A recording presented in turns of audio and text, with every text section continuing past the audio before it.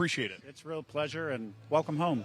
Thank you so much, Eugene. I know Dolly meant so much to you and to the Dollywood Company. Just your own personal thoughts here about Miss Pardon and her passing. You know, obviously it's a day with heavy hearts, and we're all carrying it. And I think that everyone is just going to need a minute.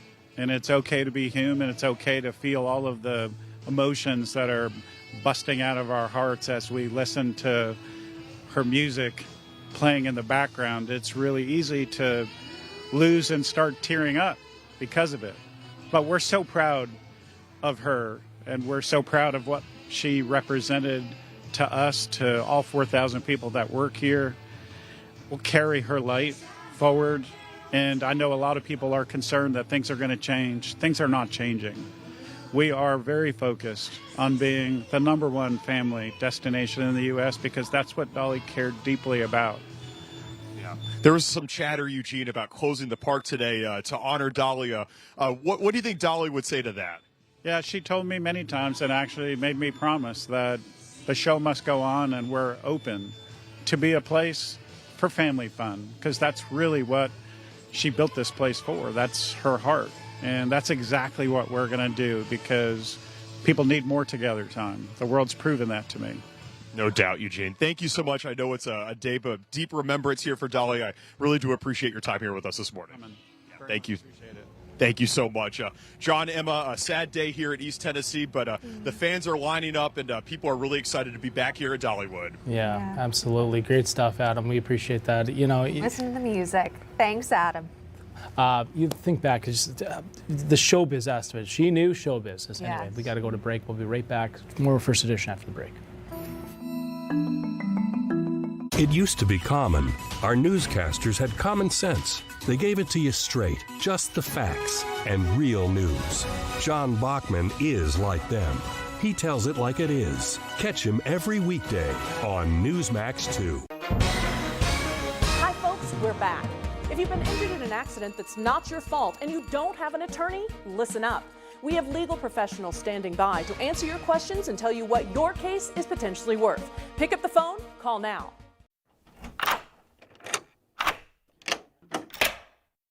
I'm Jonathan Lawson.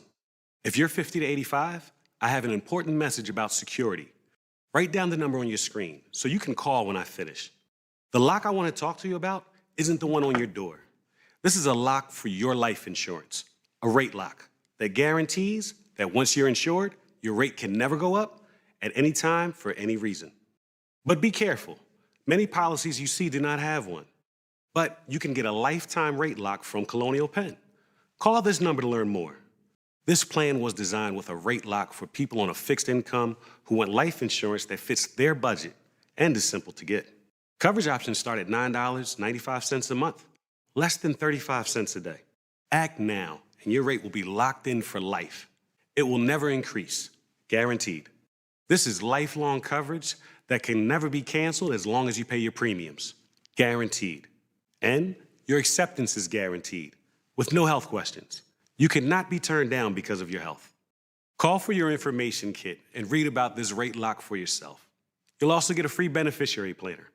Both are free with no obligation. Don't miss out. Call for information, then decide. Read about the 30-day 100% money-back guarantee. Don't wait. Call this number now. Call now and you'll also get this free beneficiary planner. Use this valuable guide to record important information and your final wishes. And it's yours free just for calling. So don't wait. Call 1-800-355-9660. That's 1-800-355-9660. There's no risk or obligation. That number again is 1-800-355-9660. That's 1-800-355-9660. Call now.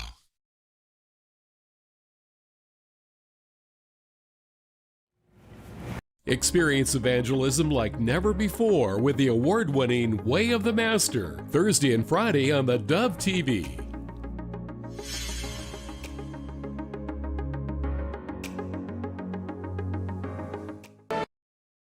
Good morning.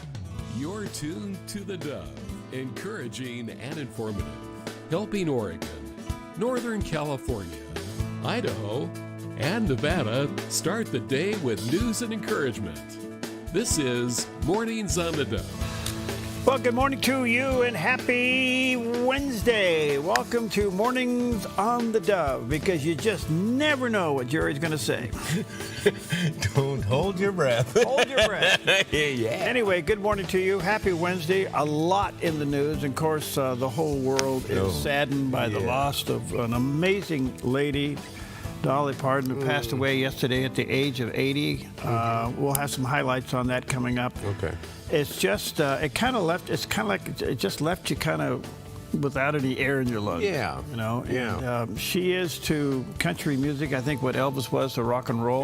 That could be, yes. Yeah. You know, and on top of that, just a terrific person. Mm-hmm. And funny, creative. What a loss. Yeah. What a loss. Yeah. But apparently she was battling cancer, and it got quite serious over the last couple of months. Yeah. And they said it was a short fight. We don't know what she had, which version, but yeah, a real loss. Yeah. A real loss. It just, it's kind of like, a gut punch. Mm-hmm. And so, anyway, we'll talk about that a little bit later on. Weather-wise, we start to go the other way now. We start to back down and get a little cooler. So cooler weather with shorter days means the trees are turning faster. Yeah. Have you noticed that? I did, because I was zero turning yesterday. Around barrels or trees? Around trees, but I thought of those barrels when I was going around those trees. Yeah, there you go. But the reason that got my attention is because those trees were starting to drop a little bit, and I had to be very directional in how I use my zero turn, because I wanted to blow them out, keep the leaves moving away from, I didn't want to have them sit. You got to be careful that the acorns don't go through a window. Yeah, well, I never thought of that. Yeah, you want to mow away from a window so the acorns that go through your mower don't go through your window. Bad day. Yeah, that would be a bad day, especially if it's a double pane. Yeah. Oh, well, the other thing I've noticed is a lot of the irrigation canals now have been turned off. So a lot of the farmers are not getting another cutting. Right. A lot of people who rely on it for their lawns and overall irrigation is turning dry real fast. Yeah. So we're in that season. And we need some rain. We need some rain. Yeah. Coming up on the end of September, or the end of October, 1st of September. Boy, that lack of snow really shows up about now, doesn't it? Doesn't it? Yeah. It really does. Wow. Yeah. Right. So anyway, anything special today? Well, first of all, it's National Women's Equality Day. Commemorating the fact that the United States Congress passed the 19th Amendment to the Constitution, granting women full and equal voting rights on this day in 1920. Okay. Yeah, good. So there you go. Also, National Web Mistress Day, recognizing women in web development. So there's a special term for it. There's webmaster and webmistress. Ooh. That doesn't sound right. I know it doesn't. I had to really read it and make sure I had this right. I thought, is this something I want to bring? But it's about website development. So we'll just keep it on above board. Let me ask you, on the up and up. Is this fake news? Well, if you heard it here, you know it's not. This just doesn't sound right. Sometimes words do that, but we'll just cut Can't we just through say it. Women's Web Day? Yeah. That puts the emphasis on the W again? Yes, but you know what? It takes us to that word mistress. And we'll have to go into Funk and Wagnalls and see what the real definition of that is. Because, our connotations and how we bend words in our culture and our society, we may have changed things. So hold that. All right, I'm going to give you a pass. Please do. For a moment. I appreciate it. Thank you. I'm moving on as quick as I can because it is. Jerry at the Dove. Yeah, Jerry at the Dove.us, /Perry Atkinson. No. It is National Dog Day. Yes. Encouraging dog ownership of all breeds while seeking a new companion. Be sure to consider mutts, mixes, purebreds, and everything in between. And we've had them all. Oh, my goodness. In fact, we have a purebred right now, and on his front right, he's only got 3 toes instead of 4. Yeah. Yeah, he's a good boy, though. So let me ask you this. Yeah.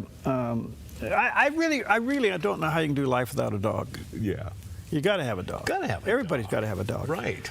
So let me ask you this. Do your dogs get up, scratch, and turn around 3 times and sit down? Or is that just you at night? We do it in unison. It might be me. Well, Pam told me, she says, can you talk to him a little bit? He gets up in the middle of the night, he starts scratching the bed, he turns around 3 times and lays back down, and it's been really difficult with that halo on your leg. You know what? The halo really creates challenges, and the number one challenge is really getting through the night sleeping. Okay. And what I've learned how to do now is I'm kicking my foam, my foam wedge. Yeah. Through the night. I got to stay elevated. I'm kicking it out, and I'm using a pillow. But you know what? I was thinking about when this halo comes off, and I'm really going to miss it because we've really become attached to one another. Well, you can hug it later. Hey, on this National Dog Day, there are a number of freebies and deals. Dutch Bros is giving a free bandana with a medium or large drink purchase. Really? Yeah. Dunkin' Donuts, 7 Brew, and Scooter Coffee, free pup cups for your dog. Starbucks is giving free cup of whipped cream, which is standard for the pup cup. PetSmart, buy 3, get the 4th free on select treats and chews, both in-store and online. So celebrate your dog day. And then only one thing that we're going to cool off with, and that is a cherry popsicle. Ooh. It is cherry popsicle day. And of course, we go back to 11-year-old Frank Epperson, who inspired the creation when he invented the original popsicle back in 1905. It was purely an accident, as some inventions go. After mixing up a powdered soda, he left the beverage overnight with a stir stick in it. Temperatures dropped unusually low, and it froze. And he had a popsicle in the morning, except they called it an Epsicle for a number of years, and it eventually evolved into the popsicle. Do you have a favorite flavor? Well, they're all good, but you had the 50-50 the other day. Oh, that's the best. Yeah. I like the 50-50. Yeah.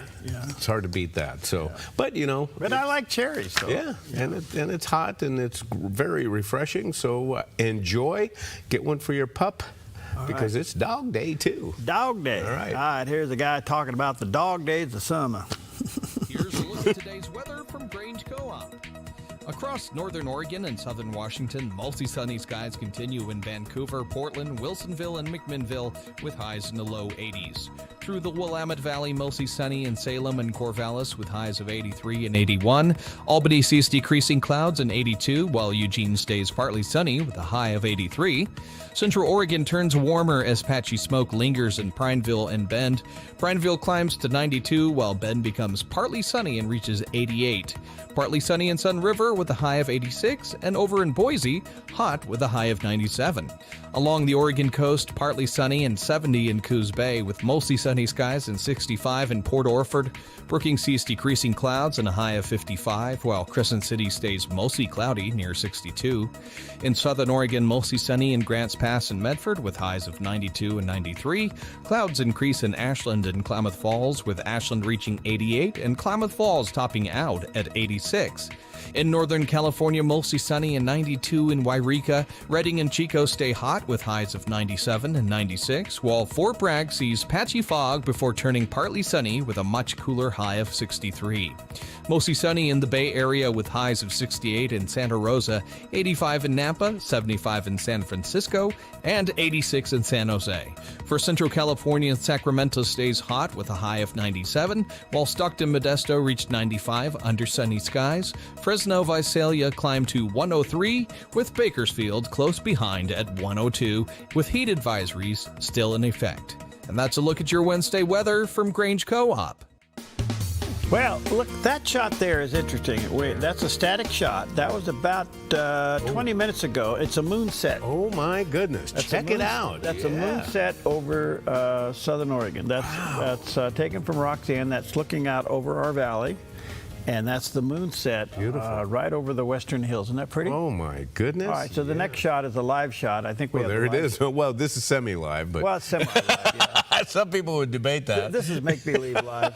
I had a guy on yesterday said, is it really pretty up there like that? And I said, yeah, come on up. Oh, yeah. That was Jonathan Kahn. Anyway, do you have the other one, Scott? Do you have the live one? Maybe not. Okay.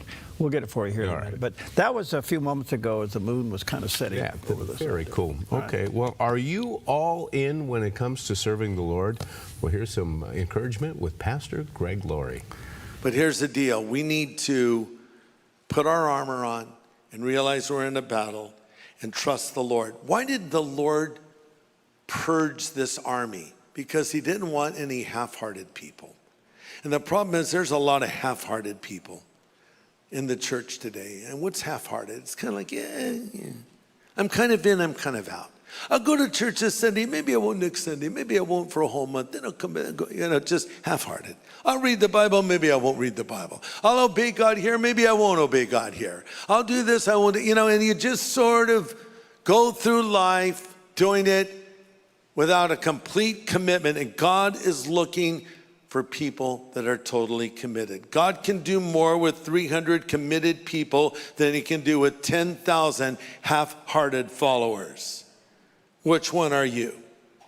Are you a half-hearted person, or are you a committed believer? English evangelist John Wesley once said, and I quote, "Give me 100 men who love God with all of their hearts and fear nothing but sin, and I will move the world."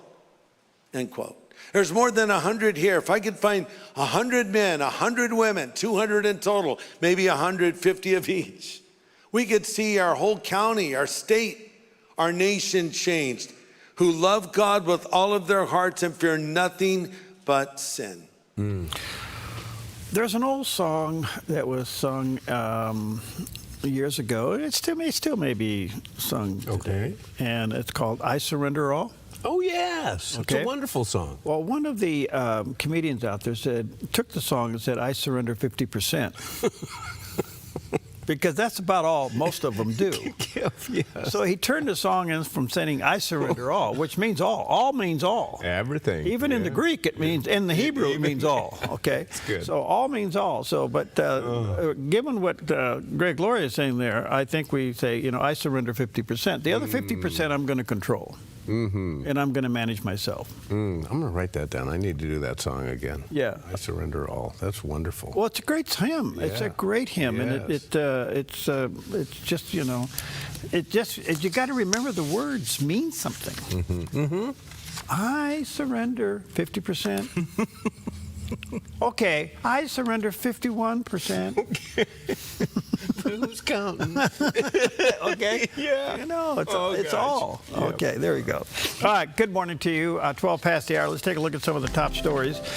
In my opinion, that's all it is. It's my opinion. It's worth nothing. Let's have it. No. I'm getting a little worn out with this tariff trade war, tit for tat stuff. I get it. I don't understand what this is. I kind of do, and it is political. But the consequences on the economy, not only in Canada and the United States, but on our American businesses and individuals, this is getting old, Mr. President. I don't know what you're doing here, but it's getting old. And we'll come to Canada in a moment. But in the meantime, the squeeze on Iran is unbelievable. Full economic sanctions on Iran, and Secretary of Treasury Scott Bessent basically is saying this, that the administration will sever every economic lifeline to Iran.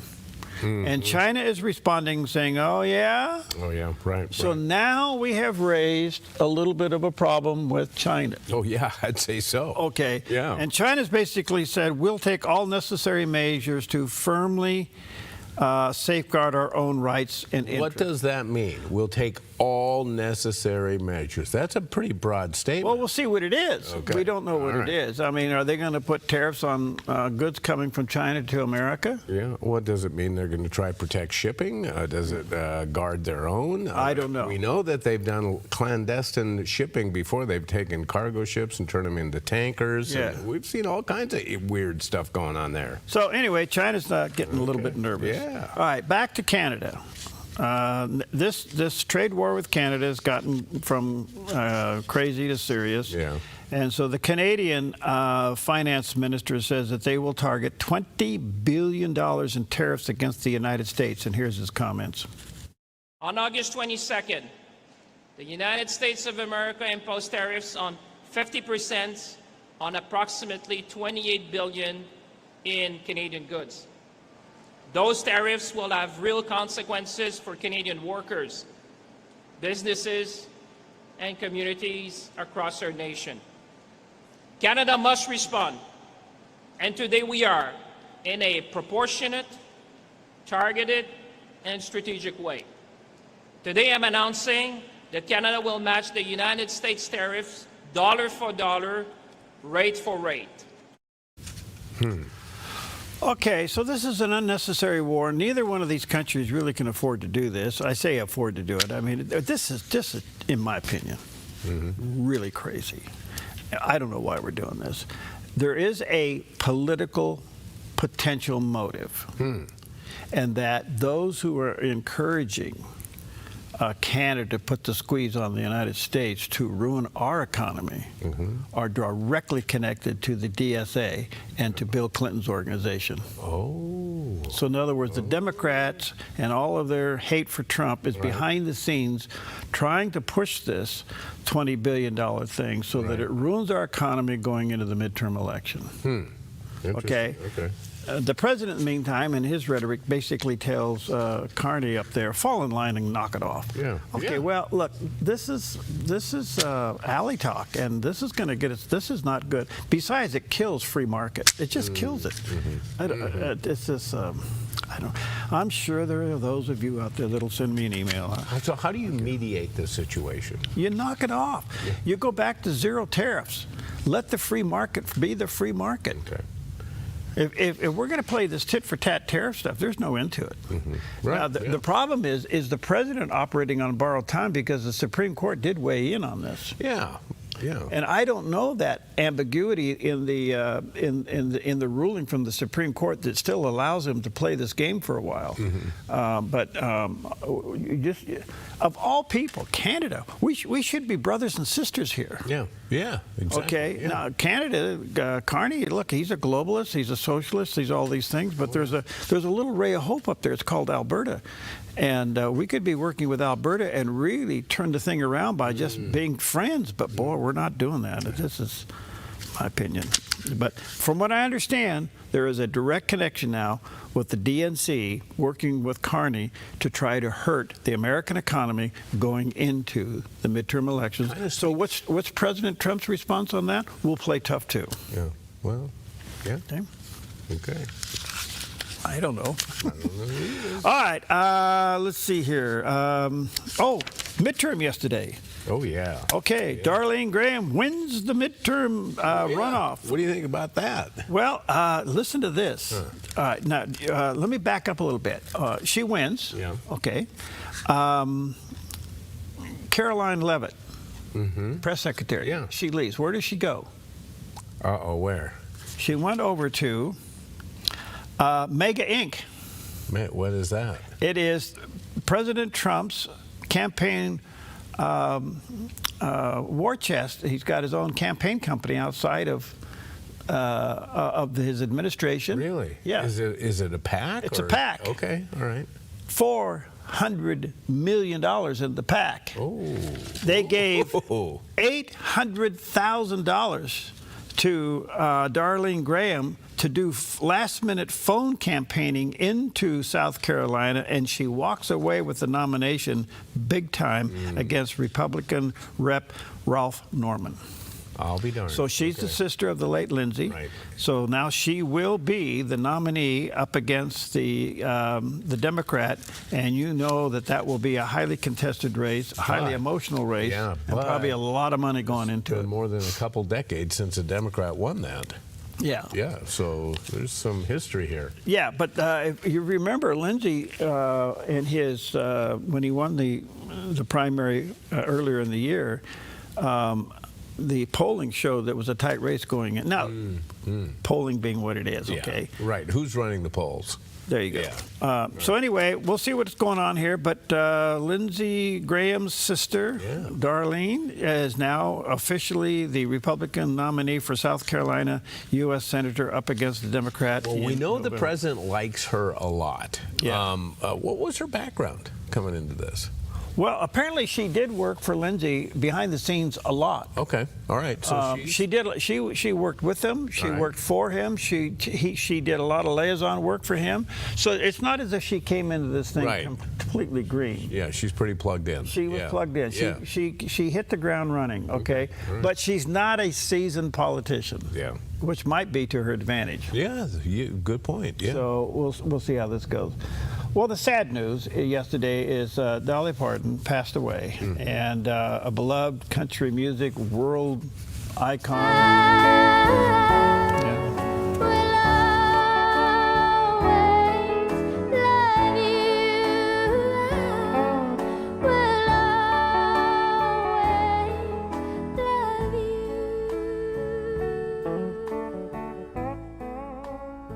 More copies when Whitney Houston sang it. Memories,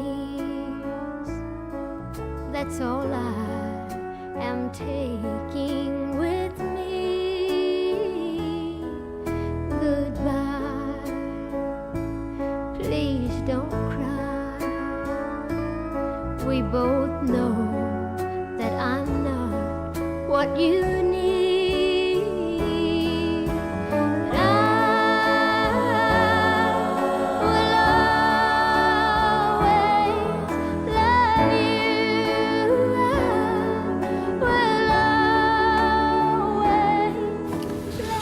Okay, so at the last minute, Elvis Presley wanted to record this song. Okay. Okay, and it was literally, and she was all for it. Okay. They were Why literally not? heading into the studio to do it, and she was actually asked to come and be there in the studio to do it. But at the last minute, she gets a phone call and says, well, Elvis will only record songs that he has the license to.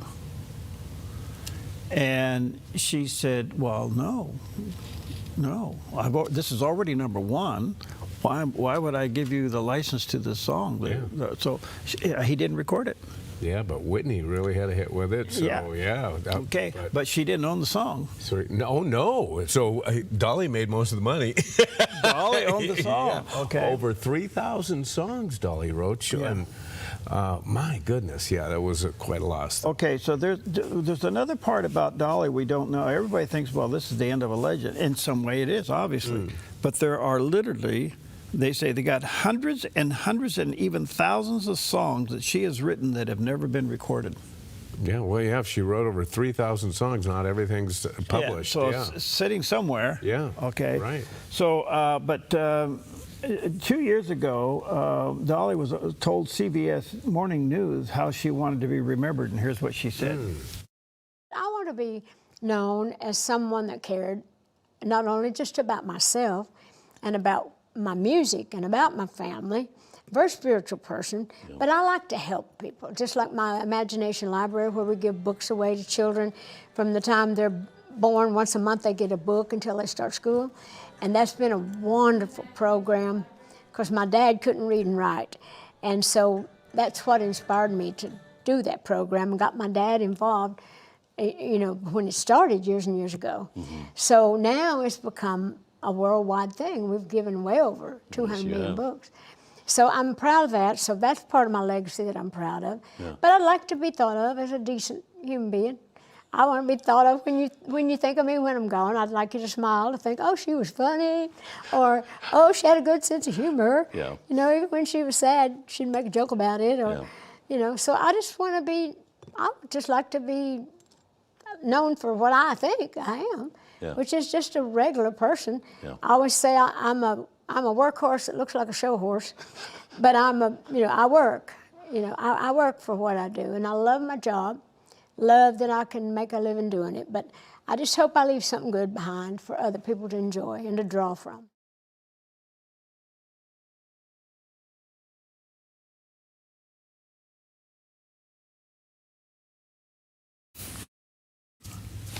Okay, yeah. We're on? Yeah. Okay, well, I saw an interesting interview. You know, she made 9 to 5 with Lily Tomlin and Jane Fonda. And they have considerably different backgrounds, but they got along tremendously, and both Lily Tomlin and Jane Fonda love her. And they were talking about the fact that they were trying to do like a bonding event, you know, to make the movie. They wanted to be girlfriends, and so they decided they were going to do a couple sleepovers. And so they said, yeah, they got ready and everybody getting their jammies on and for bed. And she said, anytime Dolly came out of the makeup room or whatever, she never came out anything less than Dolly Parton. They never saw her without her makeup on, without her wig on. Oh, really? They said she was always Dolly Parton, never anything different. And they loved it. When they came up with the theme park, Dollywood in Tennessee, everybody said, you're crazy. This is good. It's a lot of money that won't do anything. Yeah. It is by far the largest attraction in Tennessee with, well, between 2 and 4 million visitors a year. I had kids and grandkids that went there this summer. Really? Just were there a couple weeks ago. They said it was absolutely fabulous. Yeah. They loved it. Yeah, it is like one of the places to go in America. Yep. Well, it's a sad day. It's a sad day. Yeah. As I said earlier, she is to country music what Elvis was to rock and roll. And so there's more to come, I'm sure. And with all these songs that have never been published yet or put music to, we'll see where this is going to go. Dolly Parton, we're going to miss her greatly. All right, we'll take a quick break. We'll be right back.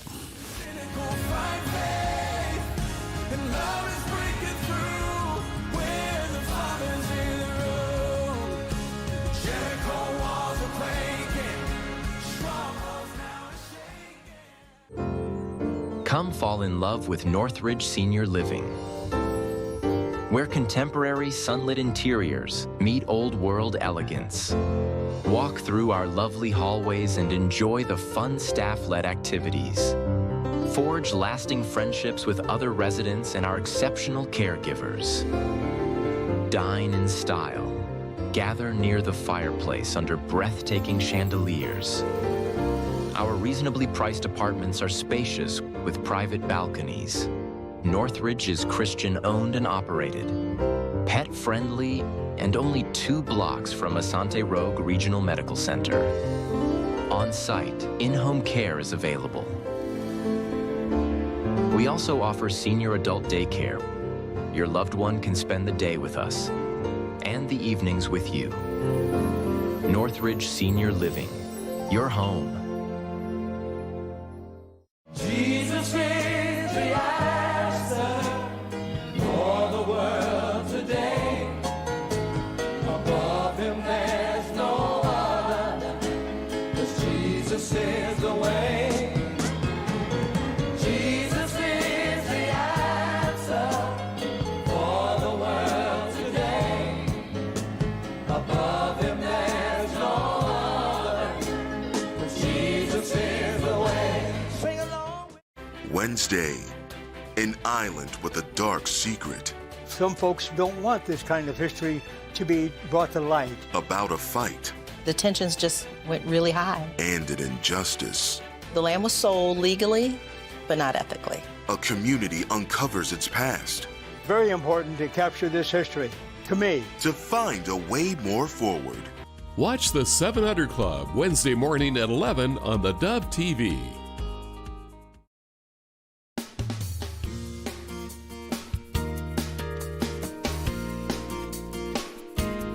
Welcome back. 28 minutes now past the hour on a beautiful Wednesday morning. Some backyard news, well, quickly. Oregon cattle ranchers are pretty upset with the president for criticizing his new plan about importing foreign beef under the tariff-free thing. Again, this tariff stuff has really got a lot of problems with it. And the president announced that they'll import 300 metric tons of ground beef to combat the near high prices in America. Why are the prices high in America? Well, the U.S. cattle herd is at a record low due to years of drought and the high cost to feed and all the regulations. Cattle ranching is almost regulated probably as much as broadcast is.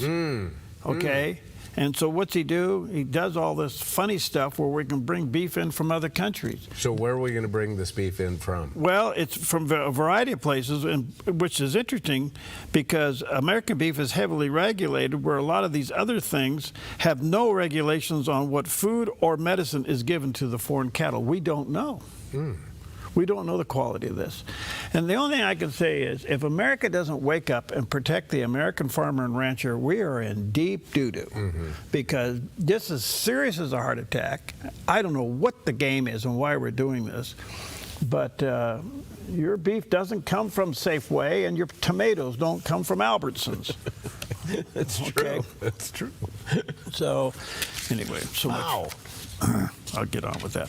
Second story is Christine Drazan. You know, she's the Republican candidate running for governor in the state of Oregon, apparently making great gains against Tina Kotek, who seems to be having a lot of problems with a third-party candidate now being announced. Yeah. She is now in downtown Portland, Christine is, talking to all the key people down there, which is like, you know, Blue City.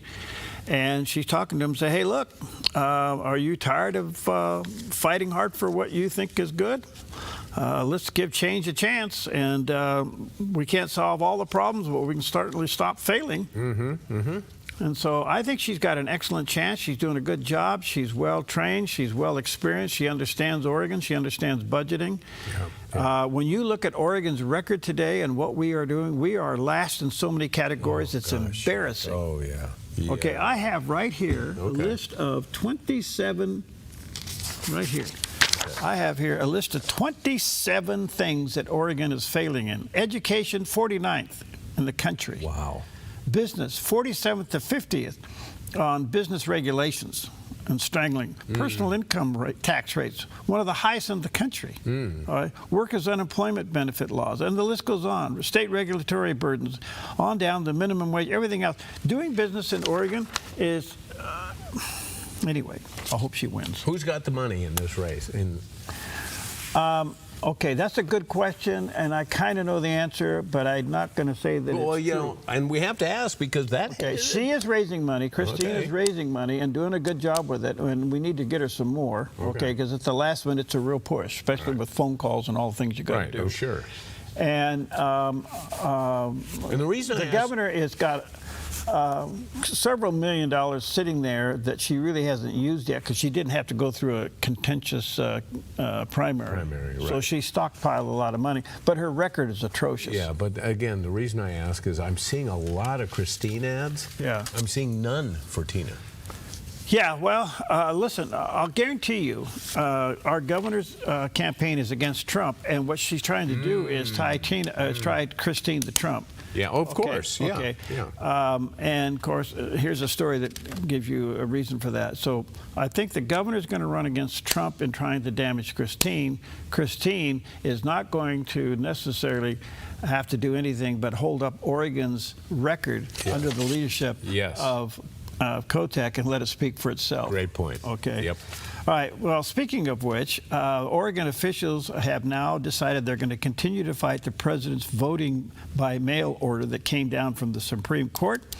They said in spite of the Supreme Court found money that states sued too early to prove that they would be harmed by the order. So in the meantime, the president has won that, but our state officials have said that they are going to fight the president's effort to restrict mail ballots after the U.S. Supreme Court allowed the Trump to continue implementing an executive order that says you have to prove that the people you're giving a ballot to are legitimate. Right, it's just going to verify the lists, that there are ballots actually going out to registered voters. That's all this is about. So our state officials are going to I have no idea how this plays out. I mean, this is just, this is lawlessness and steroids. Yeah. All right, let's take a look at the satellite image. Here's what's going on out there. We do have a little bit of a change coming our way. Temperatures will start to slowly go down, but we still have some warm days. This is the makings of thunderstorms, so be careful. Okay.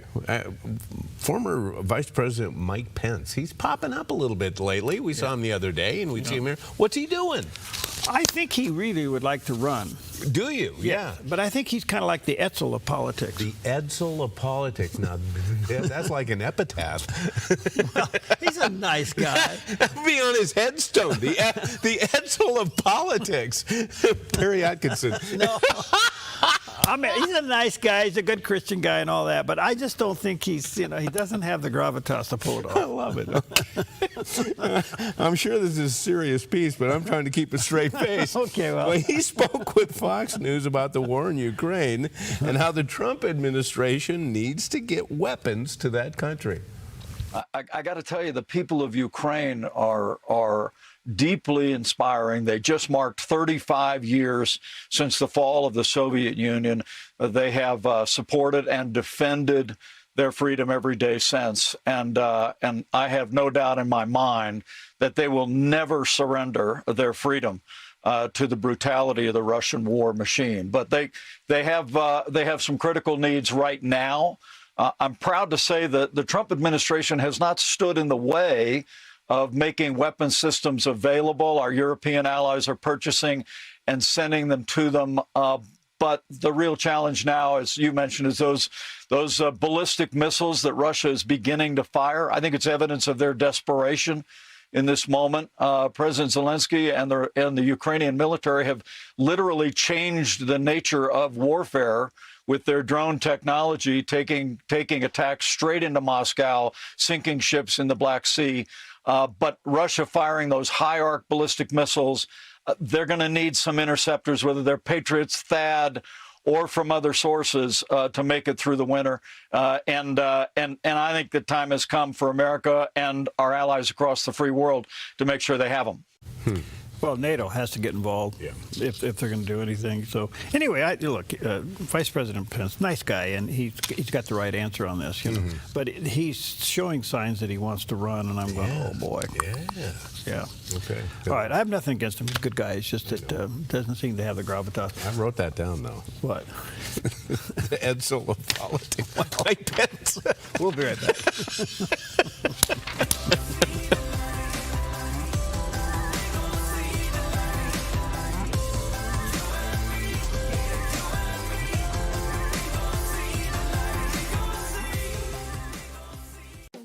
Since 1934, Grange Co-op has been more than just a store. We've been a cornerstone of our community, owned by people like you. We proudly offer top-quality farm and ranch supplies, including our own Rogue feed, as well as workwear, Western apparel, garden essentials, and pet care products. By signing up as a Grange Rewards customer, you not only enjoy exclusive benefits like special offers and 1% back on most purchases, but you also become part of something bigger, a cooperative that you own and help shape. Join Grange Rewards today.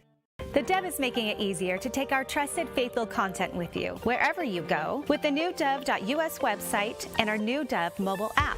It's a fresh new way to watch, listen, read, and connect with the Dove 24/7. It's an improved experience for you, designed with easy navigation to help you quickly find what you need. Visit the new Dove.us today and download the radio and TV app for Apple and Android devices. An easier way to experience the Dove. In a world desperately seeking truth, Cliff Connectley and his son Stuart travel across the U.S. to give an answer for questions, doubts, and challenges concerning faith. What is the evidence that Muhammad spoke the truth? What is the evidence that Jesus Christ spoke the truth? Their mission is to ignite a passion for truth, guide individuals to embrace faith, and help people find purpose, engaging skeptics. It kind of sounds like then that God punished us. The vast majority of chaos in nature is a direct result of God stepping back. They're driven by a deep commitment for spreading the message of Christ to a world who needs it. But you see, what Satan has done is he's put doubt in our mind. Join them as they strive to make a lasting impact on lives and hearts, sharing the love of Jesus with an unwavering dedication. Because God loves you, and God has given you gifts. Watch Give Me an Answer, weekdays at 3 on the Dove TV. Welcome back. Happy Wednesday to you. Kind of halfway through the week here, and we got one more week of summer vacation. So that's you know, right. Next week will be it. We got Labor Day coming up. Yeah, a week from not this weekend, but the following. Yeah. And so here we go. School starting and all that. All right, let's check in with CBN News and get the latest on the Middle East. Today marks the beginning of what U.S. Treasury Secretary Scott Bessent calls the end game on Iran, as the Trump administration shifts to a new phase of economic pressure against the regime. We're seeing what happens. They have no money. They have no Navy. They have no Air Force. They are not paying their soldiers. They're not paying their police. They have 350% inflation. Trump says economic pressure now offers the best path to peace, targeting Iran's oil trade, shadow tanker fleet, cash transfers, and any country still doing business with the Islamic Republic. The pressure is also coming from the military. CENTCOM says U.S. forces have now redirected 68 commercial vessels as part of the blockade of Iranian ports, while Trump boasts America has total control of the Strait of Hormuz. Former Vice President Mike Pence told CNN he believes military action may still be inevitable. I think it's going to be essential that we keep the pressure on, keep the military assets in the region, because I think the time is going to come sooner rather than later when the president and our ally Israel are going to have to go in and finish the job.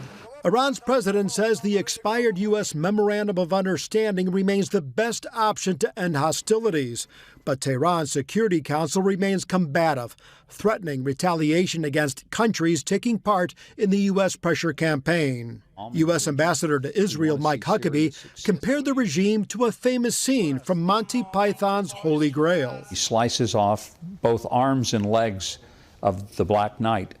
And the Black Knight continues to say, "'Tis but a scratch."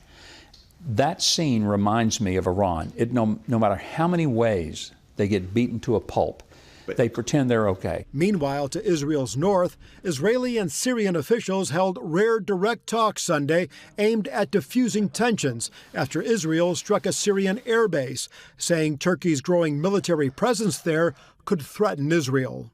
U.S. Ambassador to Turkey, Tom Barrack, also sparked controversy after criticizing the strike and saying Israel still occupies the Golan Heights, contradicting President Trump's 2019 recognition of Israeli sovereignty over the heights.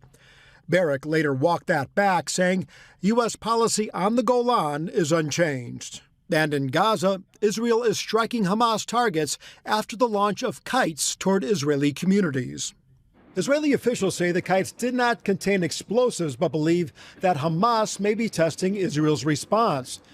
Prime Minister Netanyahu and Defense Minister Israel Katz are warning continued launches will bring about intensified retaliation.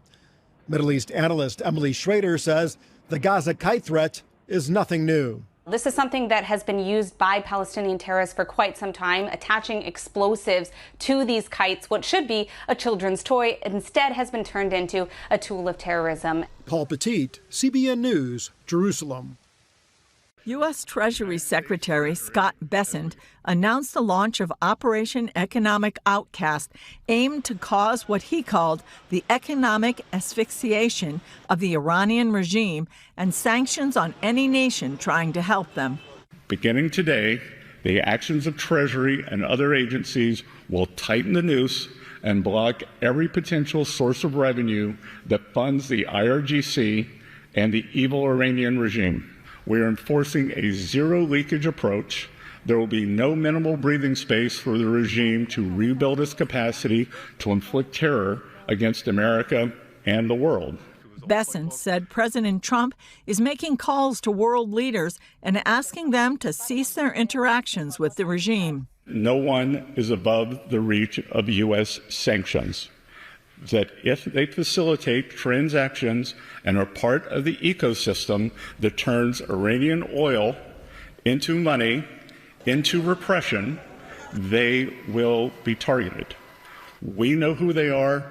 They know who they are.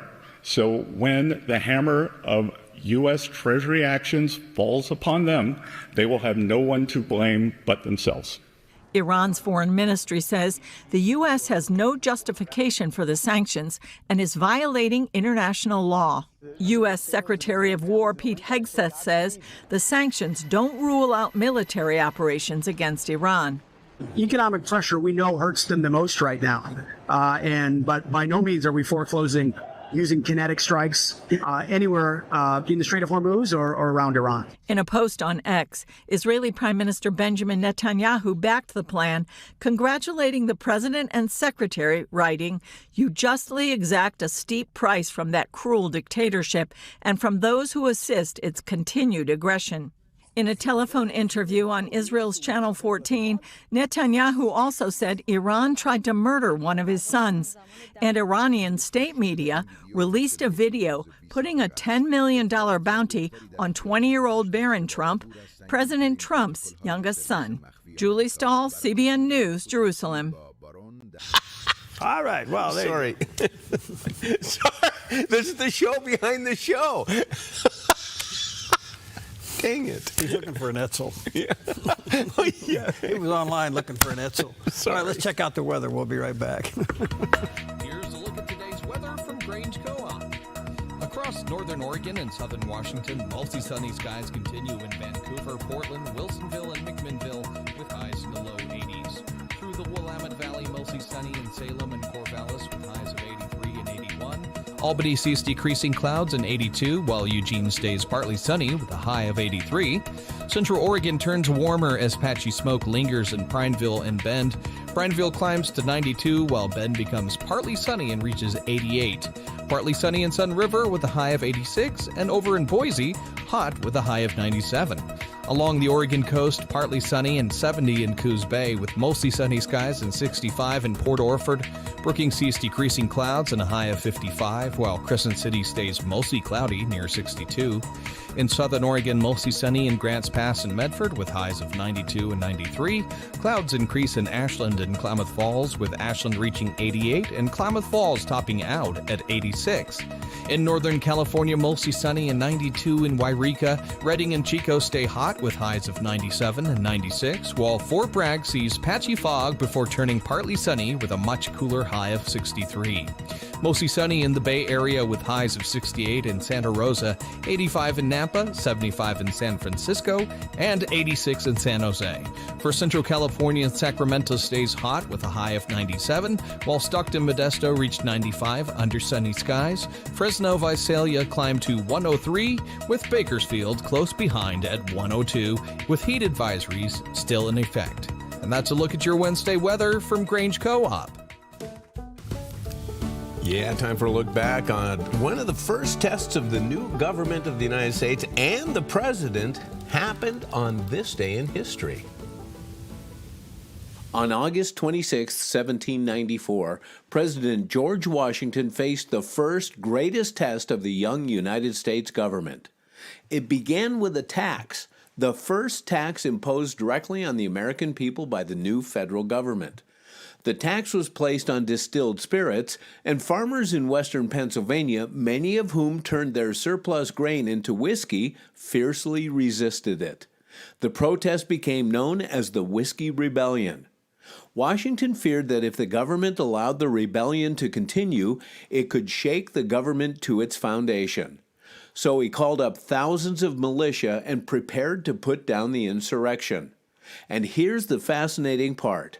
Washington put his close personal friend, Virginia governor and Revolutionary War hero Henry Light Horse Harry Lee in command. If that name sounds familiar, it should. Henry Lee was the father of Robert E. Lee, the Confederate general who would command the Army of Northern Virginia during the Civil War. So 70 years before the Civil War, the father of Robert E. Lee was helping George Washington preserve the Union. How about that? Well, there's a piece of history. Isn't that? I didn't realize that.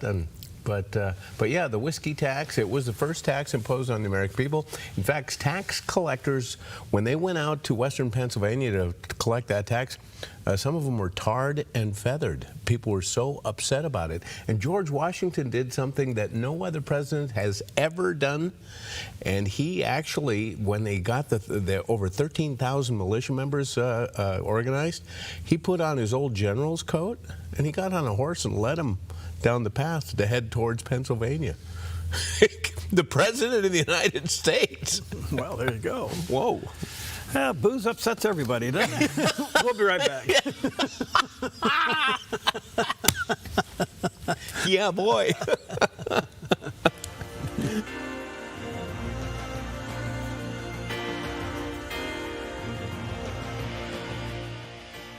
The world has a view, but God has the vision. An inspirational talk show blending heartfelt storytelling with practical insight to help you live with clarity, compassion, and vision. Join Alveda King Tuesdays on theDove TV. The Life Essentials Interactive Study Bible by Dr. Gene Getz. The first ever multimedia study Bible with QR codes enabling you to view 1,500 videos. Watch on your smartphone, tablet, or computer with Gene Getz teaching Principles to Live By from every book of Scripture. 250 hours of in-depth teaching. Gene Getz has over 60 years of Bible teaching and is a renowned theologian. The Life Essentials Bible is a seminary in a box. Read, watch, apply. Get yours today for your own spiritual growth or as a gift that will minister greatly to your family and friends. Purchase your copy of the Life Essentials Study Bible at Christian bookstores or go to their website, BiblePrinciples.org, and click on Video Search, where you can access all the principles for free. Take your faith deeper. Get your Life Essentials. Study Bible today at Christian bookstores or BiblePrinciples.org. He's got the whole world in his hands, and he knows the plans for us. Above and beyond we could ask or imagine, his grace is more than enough. It's in his hands, it's in his hands. He's got the whole world in his hands. Come on, Steve.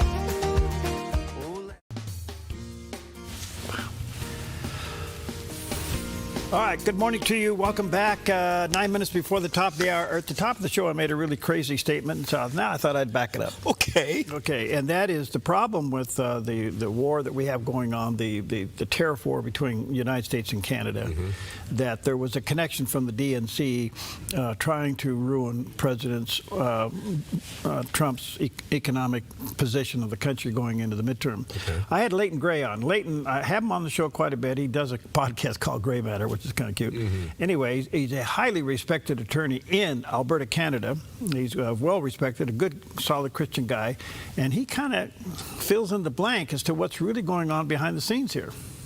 Not so long ago, our Prime Minister, Mark Carney, did something totally unprecedented. He created a new office within the Prime Minister's office called a CEO or a Chief of Operations. This person is a DNC plant. Her name is Maya Johnson. She was very, very involved in Hillary Clinton's 2016 presidential election campaign. And there have been a lot of signs going back to Justin Trudeau that, in fact, there was a very close marriage relationship between the DNC and the Liberal Party of Canada. And I happen to believe, and many others do, that actually what's happening in Canada is our federal government is actually being controlled and taking its cues from the DNC in order to disrupt the MAGA and the Trump administration. And if you want more proof of this, one of the first people to get out the pom-poms and cheer Mark Carney when he cut off trade negotiations was none other than Bill Clinton.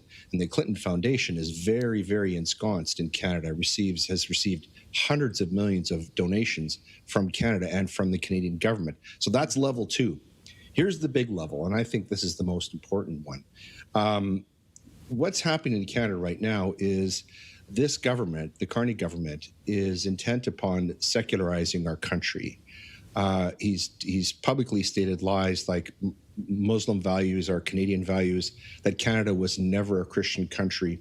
And they've taken really, really harsh steps. For example, just recently, the Carney government did something even the Nazis didn't do in Nazi Germany, and that is they banned military chaplains in Canada from even mentioning Heavenly Father or Almighty God in all military ceremonies.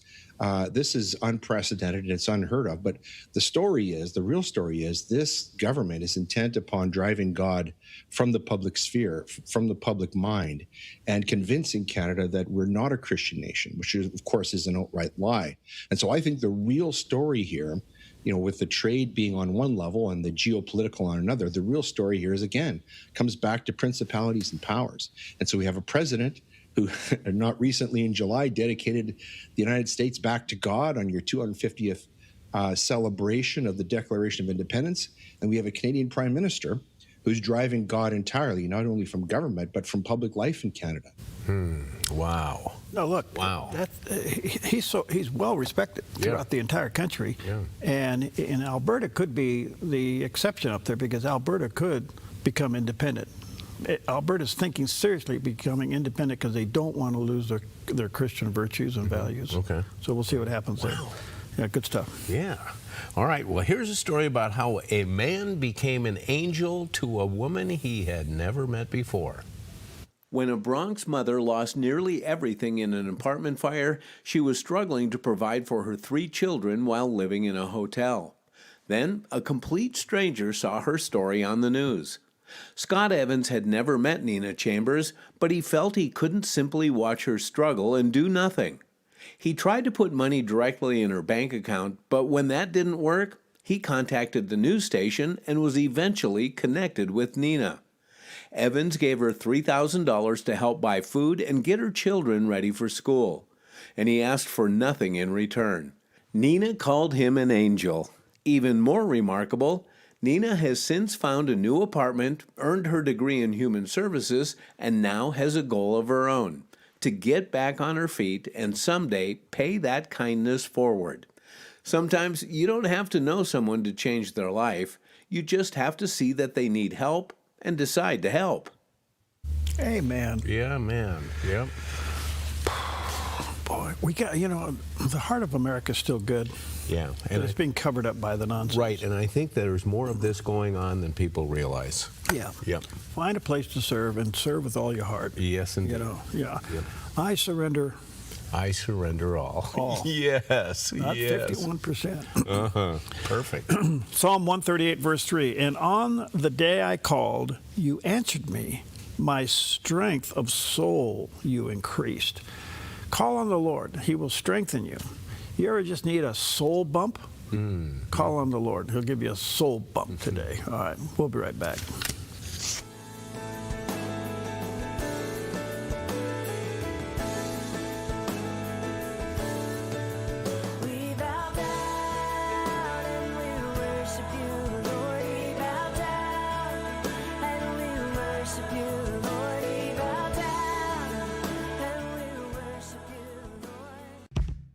Your property demands equipment with more reliability, durability, and versatility built in. Kubota equipment is ready to get the job done right.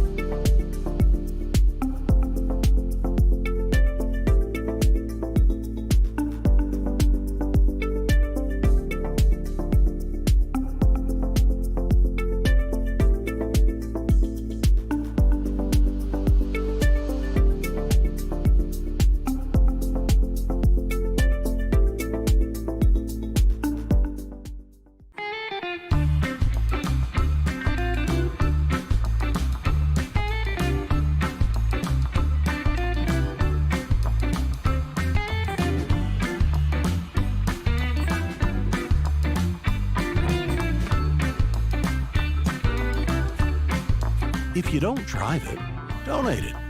By supporting us, you'll get even more mileage out of it. Thank you from the Dove TV. The financial world can be a complicated puzzle. Watching financial issues equips you to navigate it with financial wisdom and advice rooted in biblical truth. Just be faithful in what God has called you to do. And He's called all of us to be good stewards, Mark. Financial expert Mark Manila empowers believers to be faithful stewards while navigating the markets, politics, and economy with confidence. When we see pricing drop, that's a good thing, I believe, across the board. Providing you with responsible responsible investment insight, market economic analysis, and stewardship guidance, helping believers align their finances with their faith. Test all things. Embrace those that are good and abstain from those that are evil. Whether you're a seasoned investor or just beginning, gain wisdom, clarity, and confidence to honor God with every financial decision. Don't miss Financial Issues, weekdays at 5 on the Dove TV. It takes time to ask questions and understand. Focus Today does just that. We give you an hour so you can understand better.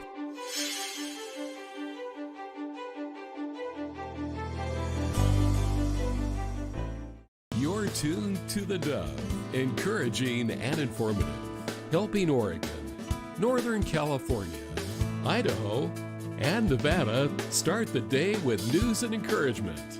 This is Mornings on the Dove. Well, good morning to you and happy Wednesday. Welcome to Mornings on the Dove. This is the place that everything happens. Mm-hmm.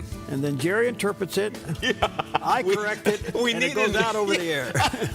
We need an interpreter and some correction. There we go. Yeah, it's all in one. There I love it. Anyway, good morning to you. Happy Wednesday. We all are saddened by the loss of an amazing lady yesterday.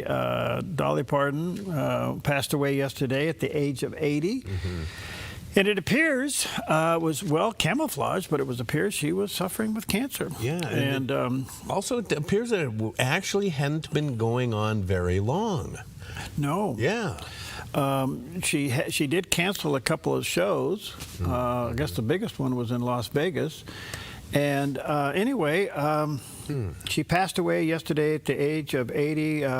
Yesterday, I never seen social media light up like it did yesterday. Really did, yeah. Everything you scrolled through yesterday, no matter what platform you were on, it was her singing, talking, doing things. Yep. It reminds me of the day when I was flying the traffic plane in Sacramento and Elvis Presley died. I was in Sacramento that day. Yeah. I remember it well. I was flying the airplane that day, and so I think that Dolly was to country music, but Elvis was to rock and roll. Yeah, I think you're right. And yet she crossed over in so many areas. But anyway, I remember that so well. I was flying the plane, and this big NBC had this sounder that was and when that came on, everybody kind of stopped. Yeah, yeah. And the announcement of Elvis. But yesterday, it reminded me of that, and sad. So we have more on that coming up a little bit later. Quite the person, quite the lady, quite the lady. What an artist, yeah. What an artist, all right. And funny. Oh, yeah, she's very entertaining. She played the banjo, she played the electric guitar, and she played the acoustic guitar. Yeah. Yeah, and just a workaholic. I mean, she wrote all the time. Yeah, there's thousands of songs, we've been told, that never got published and never got music put to them that's in her library. Yeah, so she wrote over 3,000 and some big hits, too, and we're going to hear a little bit of that coming up. Anyway, good morning to you. Weather-wise, we're going to go back into a little bit of a cooling trend over the next couple of days, which we welcome. Anything special today? Well, first of all, it's National Women's Equality Day.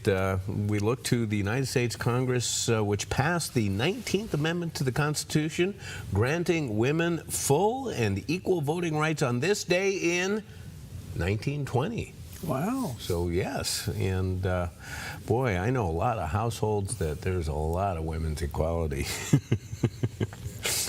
Should we be paying reparation to women before that time? Oh, there's a question. That's a loaded question. Well, when you think about this, look how America's come through so many struggles and corrected itself. Right. Oh, yeah. Okay, so we came through the women's inequality time, right, to where they were given equal. Yeah. We've eliminated, some people would argue this, the glass ceiling. Yeah. Well, no, I think it's been eliminated. Yeah, it's gone. Okay. Yeah. We went through the whole, civil rights movement. Yeah, sure. So we've had bad moments and we corrected them. Well, yeah, and move forward. Absolutely. Yeah. Okay. Well, Women's Equality Day, celebrate. Also, National, we touched this before, Web Mistress Day. It is a woman who is involved in web development as opposed to a webmaster for a guy, webmistress. I don't need, well, yeah, I guess they would need different terms because, I guess webmaster doesn't really, fit onto a woman's role. So I think we have changed in our own culture and our own word salads. So why don't we just call it a web person? A web person. I mean, we did away with master bedrooms. Now it's, the primary. I know, but that we got all these stupid things going on. That was forced on us, when I watch the word mistress, come on, that's right. It's weird because when I watch House Hunters, I can tell how old the episode is by how they refer to that bedroom. Yep. Absolutely. So it's all primary. Right. Which is amazing how primary you changed the meaning of things. Yeah, well, it's because somebody's feelings might be hurt. Web mistress, yes. So don't raise your eyebrows. Does the WNBA know about this? Wow, NBA. I love that one. Okay, moving on. Right. It is National Dog Day. It is, and encouraging dog ownership of all breeds while seeking a new companion. Be sure to consider mutts, mixes, purebreds, and everything in between. And we've had them all. And boy, you can hardly go wrong. Just get a good dog. I just don't know how you can do life without a dog. Oh, it's important to have a dog. Especially if you have kids. Yeah. Got to have a dog. Yep.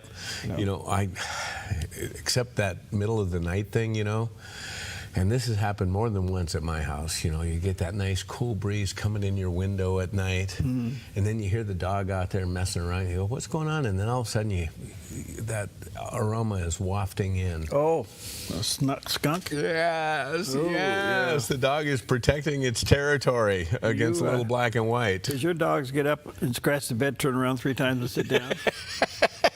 Yeah, kind of triggers something in me, too. Pam says, telling me, Jerry's got this bad habit. He gets up, he scratches the bed, he turns around. What is it about the turning around thing? That's true. Don't go there. Okay. Okay. Right. It's National Cherry Popsicle Day, the only thing we're going to eat today. And, it's going to be warm today, so it's a good day for it. And, of course, 11-year-old Frank Epperson inspired the creation when he invented the original popsicle way back in 1905. This sounds like a tale to me, but he mixed up a powdered soda, left the beverage overnight with the stirring stick in it, back on the back porch. Temperatures dropped, it froze, and it went, voila, look at this. This is something. Yeah. So initially they were dubbed the Epsicle, and then... Epsicle, and then eventually, sounds like something you would ride, bicycle, Epsicle. Yeah. But it became the popsicle. The popsicle, man. So if I still like the 50-50. 50-50 is hard to beat. Yeah. Yep. All right. All right. Good stuff all the way around. Let's check out the weather for you on a beautiful Wednesday morning. Here's a look at today's weather from Grange Co-op. Across northern Oregon and southern Washington, multi-sunny skies continue in Vancouver, Portland, Wilsonville, and McMinnville with highs in the low 80s. Through the Willamette Valley, mostly sunny in Salem and Corvallis with highs of 83 and 81. Albany sees decreasing clouds and 82, while Eugene stays partly sunny with a high of 83. Central Oregon turns warmer as patchy smoke lingers in Prineville and Bend. Prineville climbs to 92, while Bend becomes partly sunny and reaches 88. Partly sunny in Sun River with a high of 86, and over in Boise, hot with a high of 97. Along the Oregon coast, partly sunny and 70 in Coos Bay with mostly sunny skies and 65 in Port Orford. Brookings sees decreasing clouds and a high of 55, while Crescent City stays mostly cloudy near 62. In southern Oregon, mostly sunny in Grants Pass and Medford with highs of 92 and 93. Clouds increase in Ashland and Klamath Falls with Ashland reaching 88 and Klamath Falls topping out at 86. In Northern California, mostly sunny and 92 in Wairika. Redding and Chico stay hot with highs of 97 and 96, while Fort Bragg sees patchy fog before turning partly sunny with a much cooler high of 63. Mostly sunny in the Bay Area with highs of 68 in Santa Rosa, 85 in Napa, 75 in San Francisco, and 86 in San Jose. For Central California, Sacramento stays hot with a high of 97, while Stockton Modesto reached 95 under sunny skies. Fresno Visalia climbed to 103, with Bakersfield close behind at 102, with heat advisories still in effect. And that's a look at your Wednesday weather from Grange Co-op. This is a shot about an hour and a half ago. It's a still shot, but we had a moon set today over the valley. So that's looking at the south end from Roxy, and that's at the south end of the valley. And then if you look way over to the west side there on the right hand, that's the moon set that we had this morning. Kind of a beautiful picture. So right now it's a little bit different out there. I think we have a lot more sunshine on the scene. And do we have that shot? Okay, they're still looking for it. We got problems. There it is. Go. All right, there's the classic shot. This is live this morning from Roxanne. You notice how the sun was clear over between those two trees? Yes, it was. Okay. Not no more. So if you go between, then you see just the edge of Mount Pitt. Mount Pitt, yeah. And now the sun's on the right-hand side. It shows you the season there. So there you go. Beautiful sunrise this morning. Yeah. You know, I think people sometimes feel like they have gone too far down the wrong road to be able to be restored to the Lord. But here is great encouragement with Pastor Greg Laurie. And there sat Jesus by the glow of a fire. Ooh, it was deja vu all over again. Where have I seen this before? Oh, yeah. I denied Jesus in the glow of the fire. Peter slowly approaches. He sits down, and Jesus says, "Bring me the fish you've caught." He gives it to the Lord. And Jesus said, "Come and have breakfast." I love that. Come and have breakfast. Imagine breakfast made by Jesus. He prepares the meal with his nail-pierced hands because, yes, he still bore in his body the marks of the crucifixion. And then he turns to Peter and he says, "Peter, do you still love me?" Peter says, "You know I love you." And Jesus says, "Feed my sheep." Little time passes. "Peter," Jesus says, "do you still love me?" "Yes, Lord, you know that I love you." "Feed my lambs." What was that about? Jesus was recommissioning Peter again. God gives second chances, and he can give it to us as well. He can turn,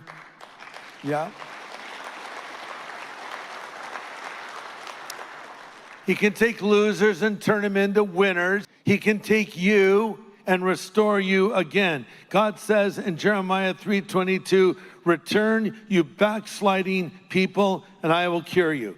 Two people walked into the darkness of night after the arrest of Jesus. Judas Iscariot, who went and hung himself, took his own life. And Peter, who wept bitterly, but he returned, and he was restored. All right.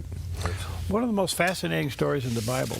Peter denied Christ, got upset, and goes back to his old profession of fishing.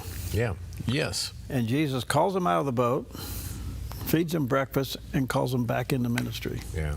Pretty amazing story. So there's an old song out there. Yeah. We used to sing it a lot. "I Surrender All." Yeah. Okay.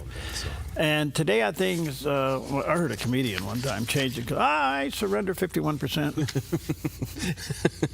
Because that's kind of what a lot of Christians do. Yeah. They hold just enough back to where they can have control. Yeah. So the question is, all is all. Whether it's in Hebrew or Greek, all is all. Yeah. So, yeah. Have you surrendered all? Okay. I have another question. Yeah. You have fish for breakfast before?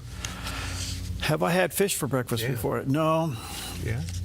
You know what's interesting about that story? What? They had been out fishing all night. Right, exactly. And things weren't going too well. Right. Okay. Yes. So they get to shore, and Jesus already had caught the fish and fixed it for them. Yes, made it for them. Yeah. Where'd those fish came from? From the lake. And Jesus is in his heavenly body. Yeah, right. I mean, the whole story is fascinating. Yeah. And he ate fish too, didn't he? I mean, yeah. So we get to eat in our Yeah. Do you like fish for breakfast? You know what? One of the best breakfasts I ever had. We're getting ready to leave Minnesota, visiting my mom and dad, and we'd had a big fish fry the night before. And we get up at like 4 in the morning because we're going to head out and drive across country, get back home. And Mom had bagged up cold fish for me. I ate that cold fish all the way to Montana. It was so good. Thank you, Mom. She's watching. So that's why you go to double fish fillet at McDonald's? I love it. Yes. Why not? Okay, well, okay. So much for all. Cold fish, no less. Sounds fishy to me. All right, let's check out some of the top stories for you this morning. As you know, the economic squeeze on Iran is happening globally, and the Secretary Scott Bessent said, you know, we're going to sever, every economic lifeline to Iran. Well, China's not not happy with this. And China's responding now, kind of waving their saber in the air, saying, okay, however, we're going to take all necessary measures to firmly safeguard our own rights and interest. We don't know what that is yet. Right. But apparently, in the meantime, the sanctions include 60 brokers, companies, and ships among dozens of small firms in Hong Kong and mainland China have been affected by this. So China's not happy. No, not at all. Not at all. So does the economic choke include China and Russia? I don't know, and you would think that it needs to, because without that, interference, Iran can make this a longer-lasting thing than we can. So America's using its strongest asset, which is economics. We are the marketplace of the world. And so the first time, I think, in our history that we've seen it being used globally like this. So it's pretty interesting. In the meantime, I will say this. I don't understand the tariff trade war that's going on, not only with us and other countries, but primarily us and Canada. And as you know, the president said 50% tariffs on Canada. Canada comes back and says, we're going to put tariffs on $20 billion of American goods. So the economic war between these two countries is on, which is, I think, really damaging across the board. I have another story that kind of upsets you. Kind of go, what happened to free trade here? Well, right out the window, because you got two guys with egos, in my opinion. Anyway, here's what the Canadian finance minister had to say. On August 22nd, the United States of America imposed tariffs on 50% on approximately $28 billion in Canadian goods. Those tariffs will have real consequences for Canadian workers, businesses, and communities across our nation. Canada must respond, and today we are, in a proportionate, targeted, and strategic way. Today I'm announcing that Canada will match the United States tariffs dollar for dollar, rate for rate. Okay, so the problem with this is that America can survive this, Canada can't. And the question is, how long will it go on? But there seems to be political motivations about this, and we'll talk about this later. That's pretty staggering, quite frankly. It really is. But this is part of this motive. And you also have to remember that Prime Minister Carney, he's a globalist, he's a socialist. Canada's in bad shape, and this makes it even worse. And yet they should be our neighbors. They should our brothers and sisters up there. We should be working together. We should be working together. That's not the case, and it's really bad. So, in the meantime, primary yesterday, and Darlene Graham, the sister of the late Lindsey Graham, wins the runoff. She will now be the official Republican candidate for the U.S. Senate from South Carolina, and the Mega Inc. Mega Inc. is a company that kind of a PAC that the president's put together, sunk $800,000 into the campaign in the last couple of days to make phone calls across the state, and she wins substantially over Republican Representative Ralph Norman. So she will go on to represent her brother's seat, which she's now already officially a senator for the rest of the term, and she'll be up against the Democrat in November. Pretty emotional. We'll see what happens. But the last-minute money from the president and the endorsement seemed to work. Seems to be a little bit more money on the Republican side. Yeah. Well, the Ds don't have any money. Right. And the PACs that are controlling the Ds are so radical, you don't know if you really want them working for you. Exactly. I mean, they're way out there. Yes. Yeah. You kind of remember what happened to Caroline Leavitt when she left the White House press secretary position. They said she was going to go to work for the administration. Well, she's not working for the administration. She went to work for the Mega PAC, which is sitting on $400 million going into the midterm. So these dollars haven't put to play yet. Yeah. You add to that what the DNC's raised, you add to that what the Republican Senate committee has raised, and you add to that what the House Republicans have raised. Republicans have a lot of money. The Democrats have a lot of debt. Yep. Well, the big story of the day is the sad one, and that is Dolly Parton passed away yesterday at the age of 80. What a performer. What a lady. And she... I don't know what to say. Yeah, I know. It's a huge emotion. It was a sucker punch yesterday. Yeah. She was talented, stood for her faith. Yeah. Funny lady. Funny. Yeah. All her hairdos and wigs. Yeah, she was always Dolly. She never appeared out of, that kind of her own Dolly character. Just a legend in the business. Well, it is said that she had written thousands of songs and some of these have never been released. Right.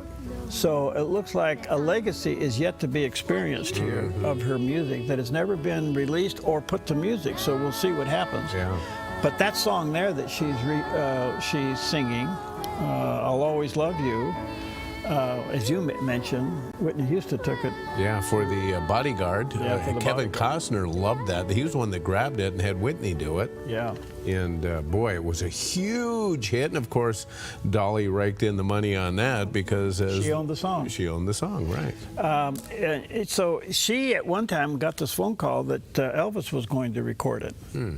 And so she thought, well, this is wonderful. So they get down to the recording studio. She wasn't even invited, but the night before she was supposed to go down there, she gets a phone call and says, well, Elvis has this thing that he won't record anything that he doesn't own or own part of. And she said, well, I'm sorry, I'm not selling it. Yeah, why would she give that up? Yeah. And it was already #1 by her. Then it was #1 again by Whitney Houston. Yeah. And then Elvis wanted to sing it, and she said no. They remained friends, but he never recorded it. Yeah, that would strain the friendship, I would think. Put a little stress on. I would think so. Anyway, here's what she had to say. This was a couple of years ago. She was being interviewed on the CBS morning show, how she'd like to be remembered. I want to be known as someone that cared not only just about myself and about my music and about my family, very spiritual person, but I like to help people, just like my Imagination Library where we give books away to children from the time they're born. Once a month they get a book until they start school, and that's been a wonderful program because my dad couldn't read and write, and so that's what inspired me to do that program and got my dad involved, when it started years and years ago. So now it's become a worldwide thing. We've given way over 200 million books. So I'm proud of that. So that's part of my legacy that I'm proud of. But I'd like to be thought of as a decent human being. I want to be thought of when you think of me when I'm gone. I'd like you to smile, to think, oh, she was funny, or oh, she had a good sense of humor. Yeah. Even when she was sad, she'd make a joke about it, or So I just want to be. I would just like to be known for what I think I am, which is just a regular person. I always say I'm a workhorse that looks like a show horse, but I work. I work for what I do, and I love my job. Love that I can make a living doing it, but I just hope I leave something good behind for other people to enjoy and to draw from.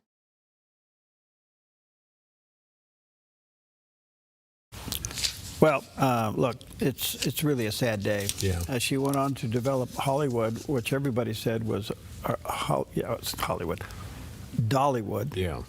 She went on to create Dollywood, which is a theme park in Tennessee. Everybody said it was a waste of money and it'd be a huge failure. It is now the largest attraction in the state. It's a huge success. 2 to 4 million people a year go to that place. My kids and grandkids were there this summer, and they just loved it. She referred to her book giveaway. It was part of Dolly Parton's Imagination Library, and they have given away over 332 million books to kids. Yeah. And again, started in honor of her dad, who couldn't read or write. Well, she was an amazing philanthropist. She redefined it really in so many ways. She I think one of the funniest things was she went on the Johnny Carson show, and she was on there quite a bit. But there's one scene where she reaches behind and pulls out a guitar. And she wrote a song for Johnny Carson.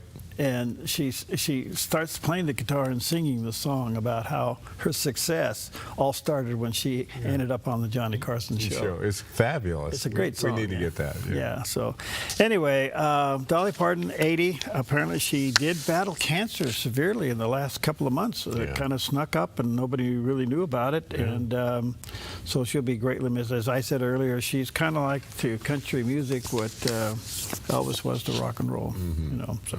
All right, we'll take a quick break. We'll be right back.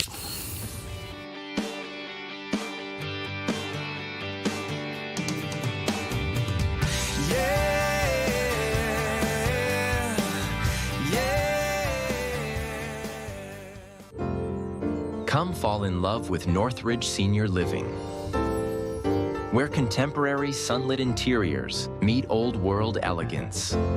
Walk through our lovely hallways and enjoy the fun staff-led activities. Forge lasting friendships with other residents and our exceptional caregivers. Dine in style. Gather near the fireplace under breathtaking chandeliers. Our reasonably priced apartments are spacious with private balconies. Northridge is Christian-owned and operated, pet-friendly, and only 2 blocks from Asante Rogue Regional Medical Center. On-site, in-home care is available. We also offer senior adult daycare. Your loved one can spend the day with us, and the evenings with you. Northridge Senior Living, your home. Jesus is the answer for the world today. Above him there's no other, 'cause Jesus is the way. Jesus is the answer for the world today.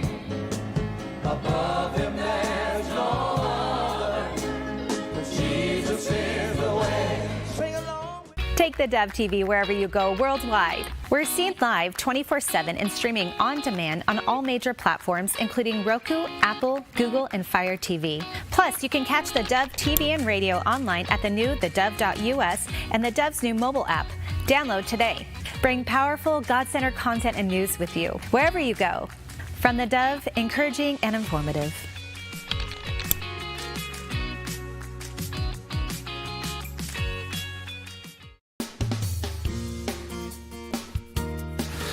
All right, welcome back. Happy Wednesday to you. Some backyard news. Again, I don't understand all this. The president is buying beef out of the country, up to 300,000 metric tons of ground beef to combat the near high beef prices in the United States. And of course, the cattle ranchers are certainly squawking about this.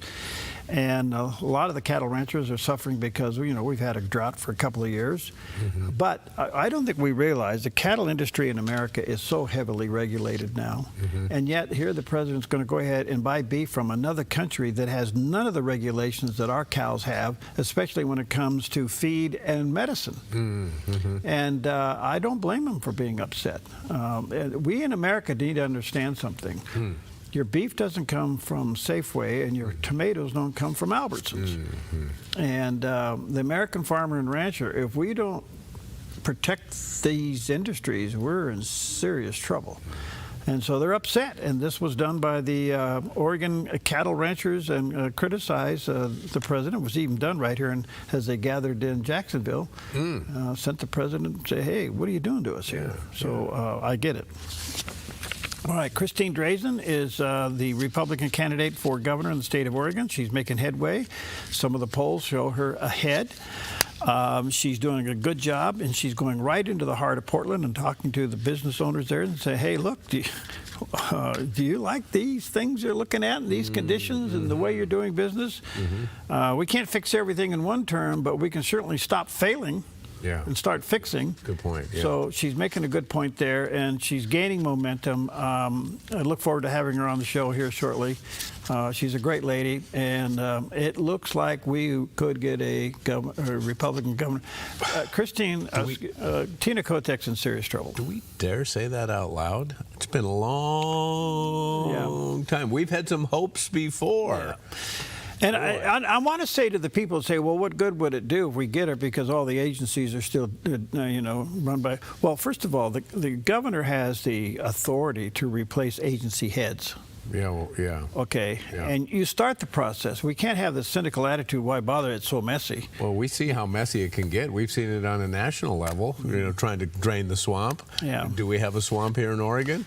Well, look, if you look at this list here, this is the one that Congressman Vance gave me. 27 areas that Oregon is failing in. And they're major areas. Like we're like number one. We're like at the top of the bad list and the bottom of the good list. Oh, good. Wow. Okay. Wow. And some of these lists in the states were anywhere from 47 to 50 when it comes to education. Right. It comes to all kinds of things. And then you have this governor that tried to jam a $15 billion tax bill down us that reduced it down to $4 billion, and the citizens stood up and said no. Yeah. So I think the door is wide open. Christine knows how this game is played. She's been in government quite a bit. She's also a hawk when it comes to the budget. So praying for her, wish her well, and we have a real good chance of turning this around. And as you know, the president did win another one with the Supreme Court with his executive orders that states had to verify their voting rolls. Remember that one? Yeah. All right. The second part of that case is what part does the U.S. Postal Service have in all of this? They actually have the real part in it, because the states aren't going to monitor their own voters' rolls, which they actually are required to do, but they're falling short. Okay, so our state officials, our Attorney General, Secretary of State, and Labor Secretary have all vowed to go ahead and fight this ruling in Oregon against the president. Of course. So what are the consequences of fighting a Supreme Court ruling? Well, it turns out to be a whole lot of nothing. Yeah, well, they'll spend some money. Okay. Yeah. So anyway, our state is going to fight the Supreme Court ruling of cleaning up the voter rolls. That only has to tell you one thing. Yeah, what does that tell us? It tells you that the voter rolls are dirty. They're dirty, and there's a particular political party that doesn't care because it is to their advantage. Period. Yeah. Okay. I got my eye on you. All right, let's take a look at Wall Street. Okay. Thank you, Preston. He's a cool dude. He's over there at Smart Lawn. If you're tired of mowing, call him. Anyway, let's take a look at the big board this morning. The Dow this morning is down 22 points, not a whole lot. The NASDAQ is up a whopping almost 3 points, and the S&P is up only 7.5 points or so. So minor activity at the ringing of the bell this morning. Let's see what that's done to gold. Gold's still down a little bit, 46.84. Silver's down to 68. And crude oil down about, let's see here, 30 cents. $87.52 a barrel. Not bad. Down a little bit. So go buy another gallon of diesel today. Let me count. Okay, I can get a gallon. Right. Okay, well, here he is again. Here he is again. Yeah, Vice President, or former Vice President Vance, or Pence, I should say. What's he doing? I don't know. Look, I think he is giving the indication he may run for president. Does he have any chance at this? I say this respectfully, but I think he's the Etzel of politics. Yeah, I wrote that down. Yeah. Shiny, looks good, does all those things. He's a nice guy. He's a believer. He's all this stuff, but nobody bought Etzels. Yeah, but nobody. Yeah, the ash heap of history. Yeah, yes. I was going to say, he's the Etzels. But he keeps rearing up. We see him. All of a sudden, he's gone again, and now he's being, interviewed nationally. And I think, Mike Pence, really? Well, they're looking for him to say anything bad against the president. So he's taking advantage of these media invitations, hoping that there would be a little bit of a twist that would be against. Is he being careful in that regard? Well, it looks like, because actually he gave the president a little praise the other day, which is counter to what he's done in the last couple of months. Oh, yeah. So he's in the game. He's in the game. He's playing games here. He was on Fox News. He called on Korean President Lee to offset North Korea's sending assets to Russia and send missile interceptors to Ukraine. there's an opportunity here. You saw the back and forth the president had with South Korea last week. I remember during our years in the White House, the president made demands. South Korea responded by investing more in their national defense. Right now, President Lee in South Korea could transfer the interceptors that they manufacture directly into the region, whether it's the Middle East, send them to Europe, or send them directly to Ukraine. And I'm really calling on President Lee in the Republic of Korea to do just that. Remember, North Korean soldiers and North Korean arms are shipping westward into this fight. They are going in to fight on European soil to try and redraw international lines by force in conjunction with the Russian war machine. I think this is a real moment where South Korea can step up, send those interceptors that they manufacture. That they may not be as good as Patriot missiles, but I'm told on good authority they're close. But I got to tell you, if Ukraine has the ability to knock those ballistic missiles down, I think they are one massive step closer to victory. Well, he makes a good point, and I think he's spot on with that. So he's doing a good job. So that tells me he's also getting inside intelligence, which I think is, yes. And it's pretty amazing how involved North Korea is in this conflict. They have boots on the ground, actually. Yeah, in Russia. Yeah. Yeah. This is an interesting twist of things there. All right. Let's. What do we got today? Oh yeah. What? Popsicles. Yeah. Cherry popsicles. I think we need one. We'll be right back. Enjoy. All right. To God be the glory, great things He hath done. So loved He the world.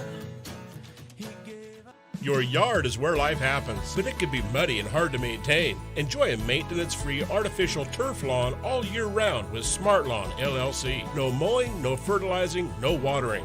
Our synthetic grass is beautiful and resilient. It's certified to be lead-free, and there's no need for pesticides. Safe for your children and pets. Smart Lawn LLC has all your artificial turf and putting green areas covered beautifully. 541-941-3538.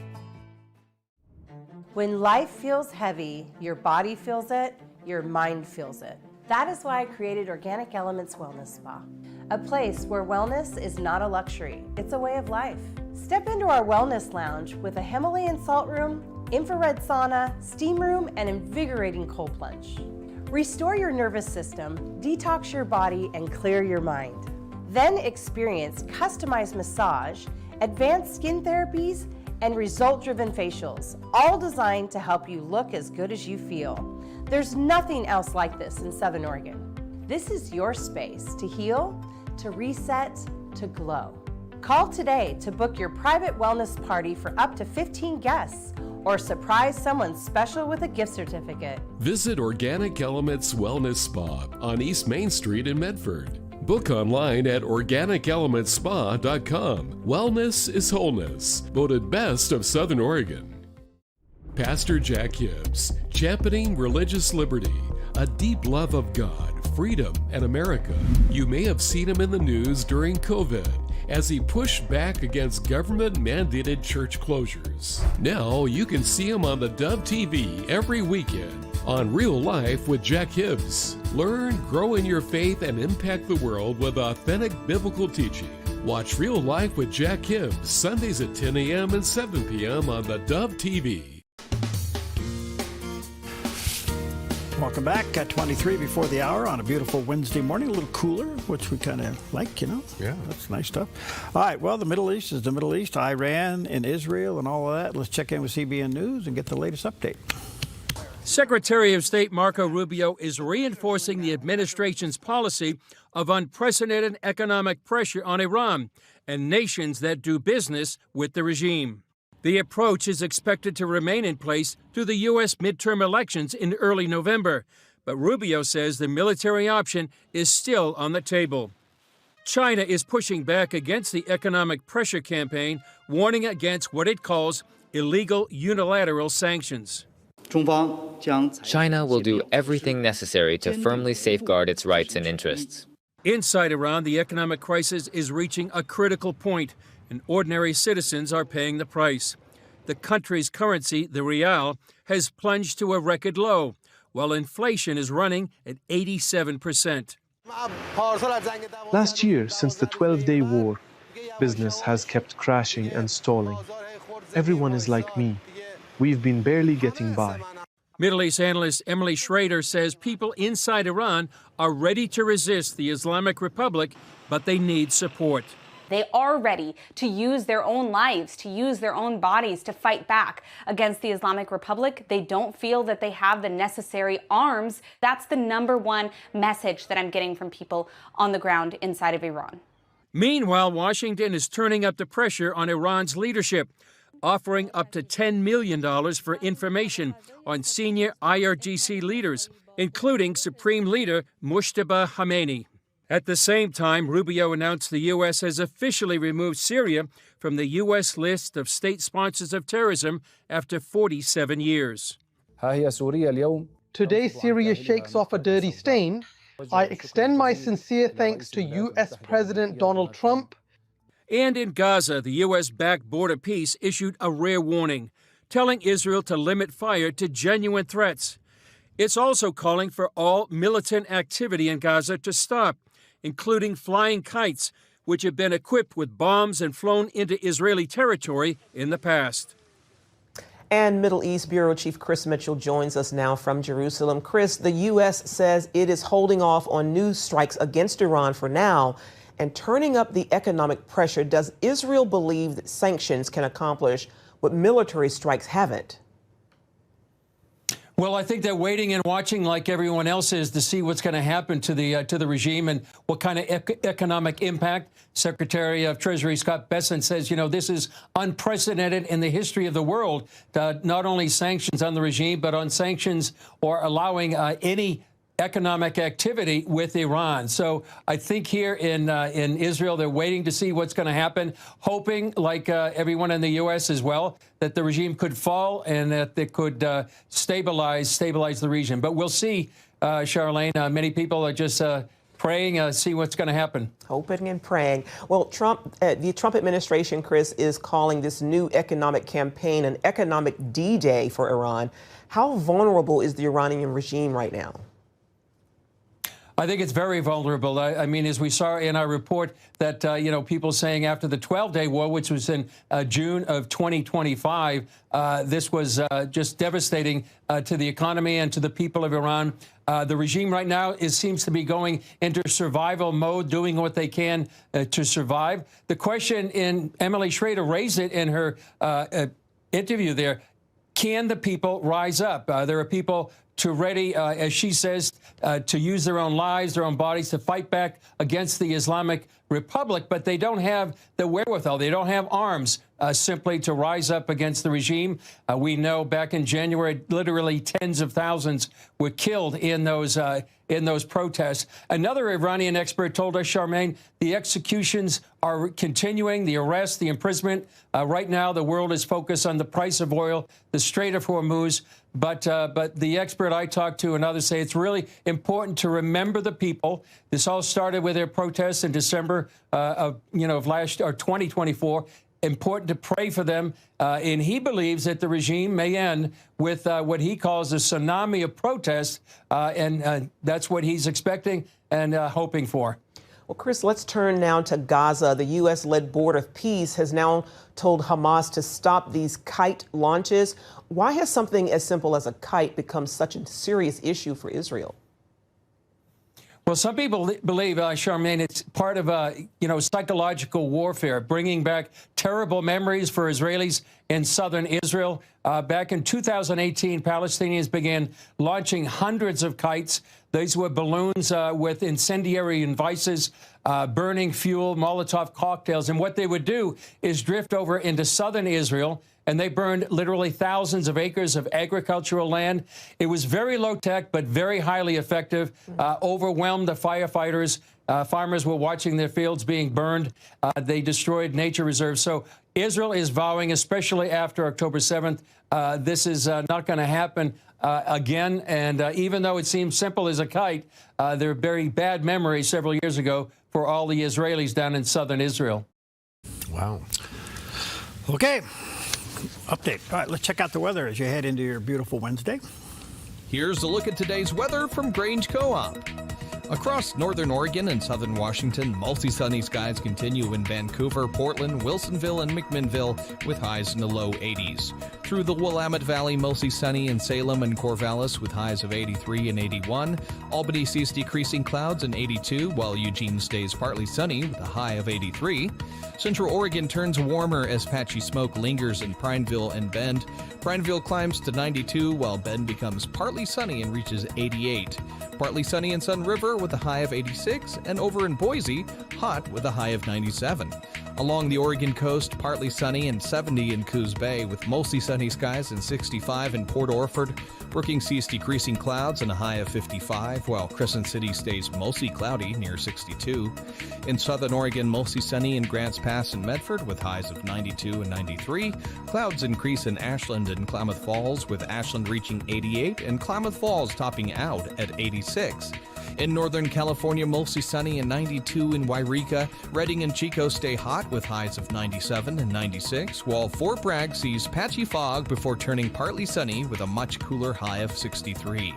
Mostly sunny in the Bay Area with highs of 68 in Santa Rosa, 85 in Napa, 75 in San Francisco, and 86 in San Jose. For Central California, Sacramento stays hot with a high of 97, while Stockton Modesto reached 95 under sunny skies. Fresno Visalia climbed to 103, with Bakersfield close behind at 102, with heat advisories still in effect. And that's a look at your Wednesday weather from Grange Co-op. I like the banjo music. I don't like the opening shot, though. But anyway. Playing my air banjo. Yeah, they do it. That's what Steve Martin did. Time for a look at one of the first tests of the new government and President of the United States, which happened on this day in history. On August 26, 1794, President George Washington faced the first greatest test of the young United States government. It began with a tax, the first tax imposed directly on the American people by the new federal government. The tax was placed on distilled spirits, and farmers in western Pennsylvania, many of whom turned their surplus grain into whiskey, fiercely resisted it. The protest became known as the Whiskey Rebellion. Washington feared that if the government allowed the rebellion to continue, it could shake the government to its foundation. So he called up thousands of militia and prepared to put down the insurrection. And here's the fascinating part. Washington put his close personal friend, Virginia governor and Revolutionary War hero Henry Light Horse Harry Lee in command. If that name sounds familiar, it should. Henry Lee was the father of Robert E. Lee, the Confederate general who would command the Army of Northern Virginia during the Civil War. So 70 years before the Civil War, the father of Robert E. Lee was helping George Washington preserve the Union. That's just an interesting twist. I had no idea. Yeah, and I wonder if anybody ever came to Robert E. Lee and said, "What would your father think?" Yeah. Well, there you go. Huh? I don't know. Are we still taxing booze? Yeah. Now that's funny. We'll be right back. We'll be right back.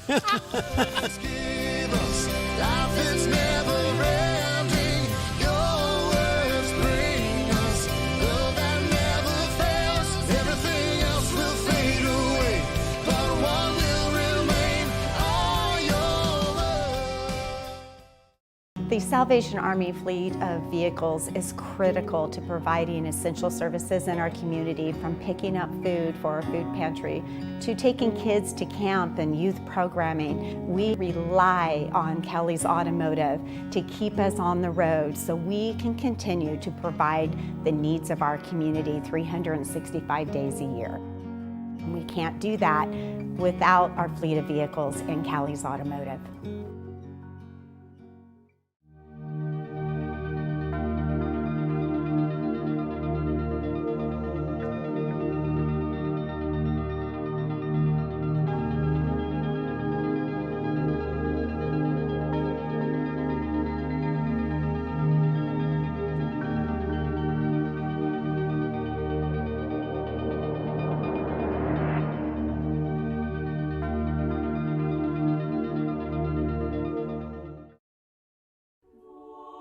Orthodox Christianity has existed for 2,000 years.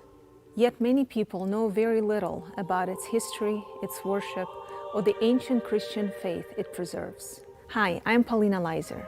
Join me each week as we explore the beauty and depth of this historic Christian tradition and its place in the modern world. Don't miss The Ancient Church, Conversations about Orthodox Christianity, Sundays at 6 p.m. on theDove TV. Most people have no idea what their money is funding. That's why it's so important to know who you're investing in and what they stand for. At Financial Issues, we help Christians invest with biblical values. Our daily live broadcast covers the economy, markets, and even politics through a financial lens grounded in a biblical worldview. Watch Financial Issues daily at 5 p.m. Pacific Time right here on theDove.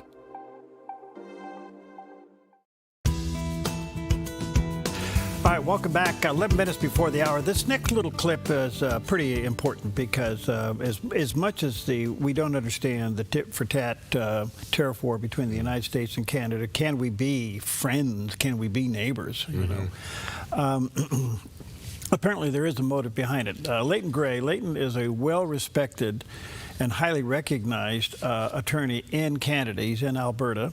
He's also a Christian. He's quite a guy. He writes. He has a blog. He has a blog called Gray Matter. I think that's kind of cool. Yeah, it is. Yeah. So he gives us something else we did not know. Now, as you know, Prime Minister Carney up there is a globalist. He's pretty much socialist. But there's some things going on in Canada that we're not too much aware of. And here's what he had to say about the trade war or the tariff war.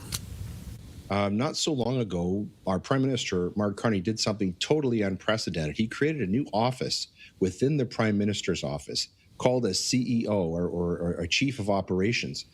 This person is a DNC plant. Her name is Maya Johnson. She was very, very involved in Hillary Clinton's 2016 presidential election campaign. And there have been a lot of signs going back to Justin Trudeau that, in fact, there was a very close marriage relationship between the DNC and the Liberal Party of Canada.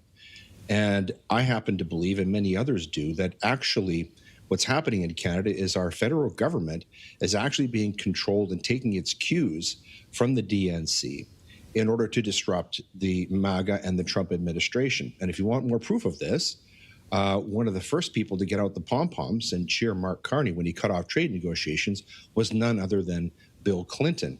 And the Clinton Foundation is very, very ensconced in Canada, has received hundreds of millions of donations from Canada and from the Canadian government. So that's level two.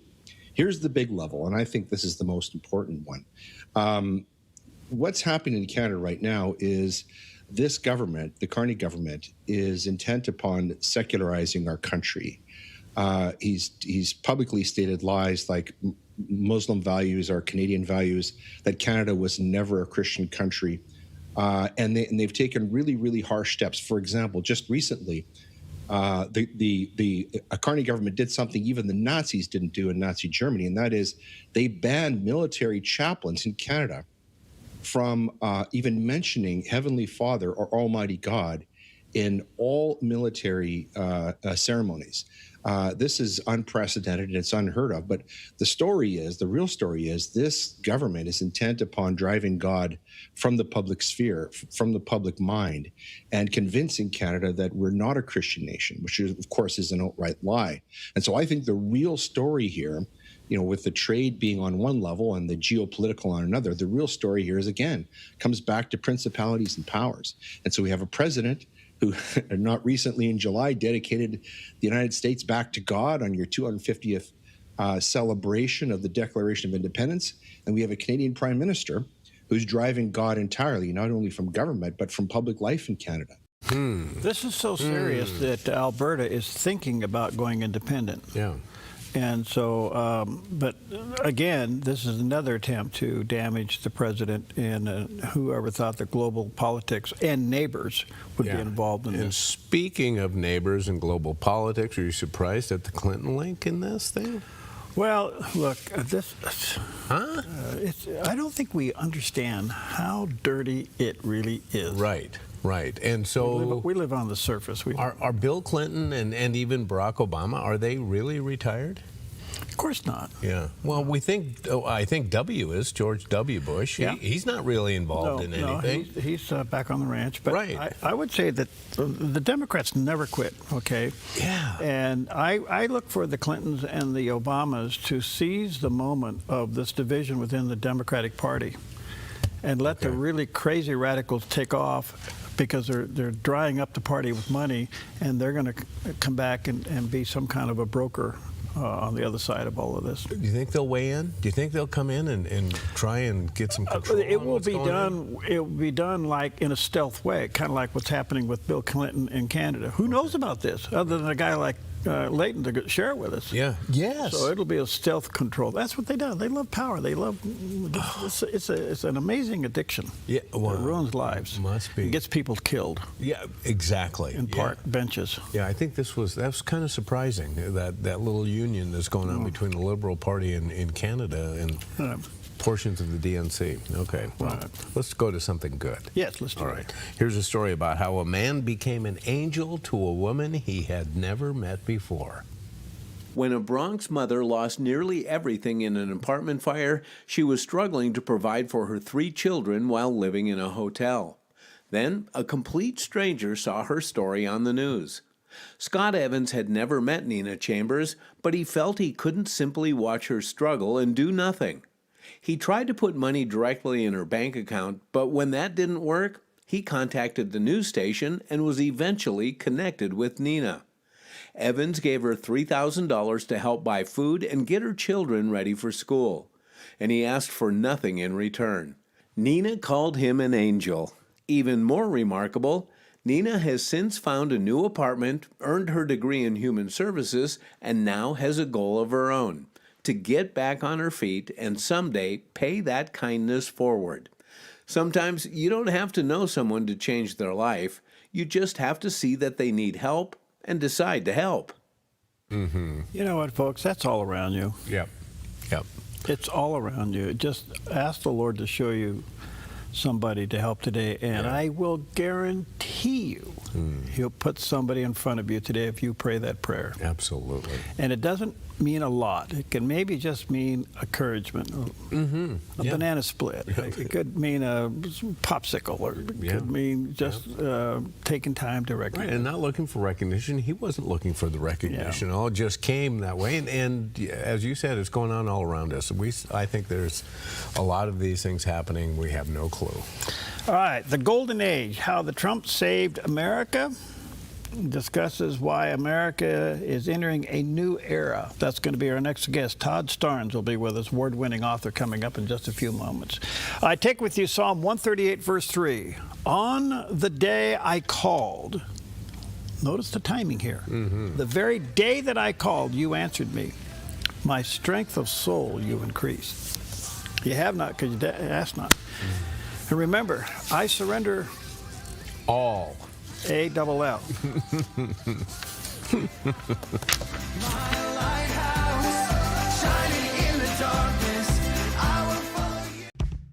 Your property demands equipment with more reliability, durability, and versatility built in. Kubota equipment is ready to get the job done right.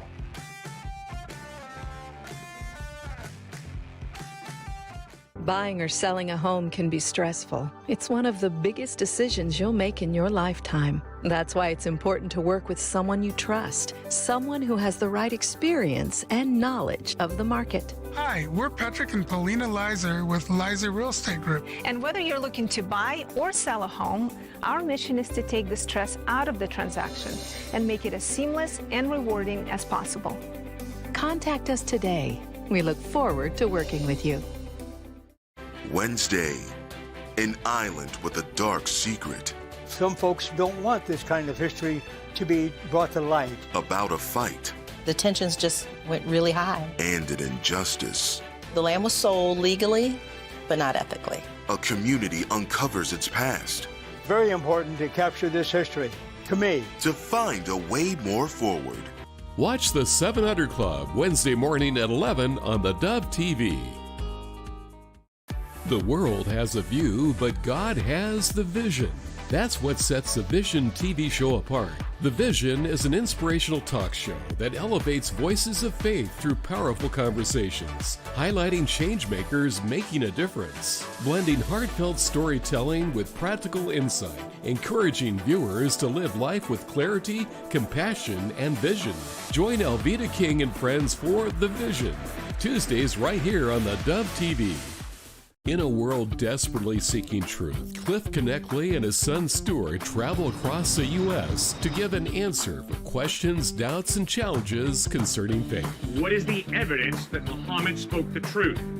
What is the evidence that Jesus Christ spoke the truth? Their mission is to ignite a passion for truth, guide individuals to embrace faith, and help people find purpose, engaging skeptics. It kind of sounds like then that God punished us.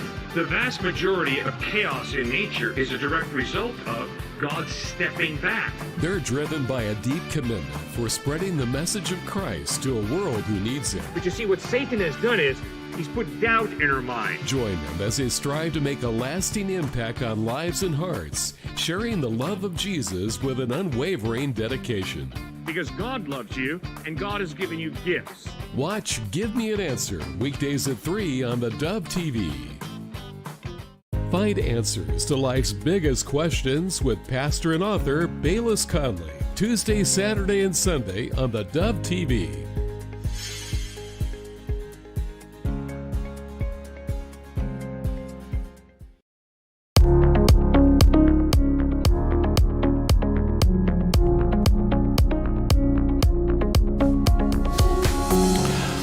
Well, welcome to Focus Today. I'm your host, Perry Atkinson. Delighted. It's been a while. Todd Starnes is back with us, award-winning journalist, author, and the host of the Todd Starnes Show, which is on Newsmax, and nationally syndicated radio program. He's also the owner of KWAM News Radio down in Memphis and serves on the board of directors of the Tennessee Association of Broadcasters. He's author of several books, including Cultural Jihad, The Deplorables, A Guide to Making America Great, and Godless America, and his latest book called The Golden Age, How Trump Saved America. There's a picture of that cover on the book.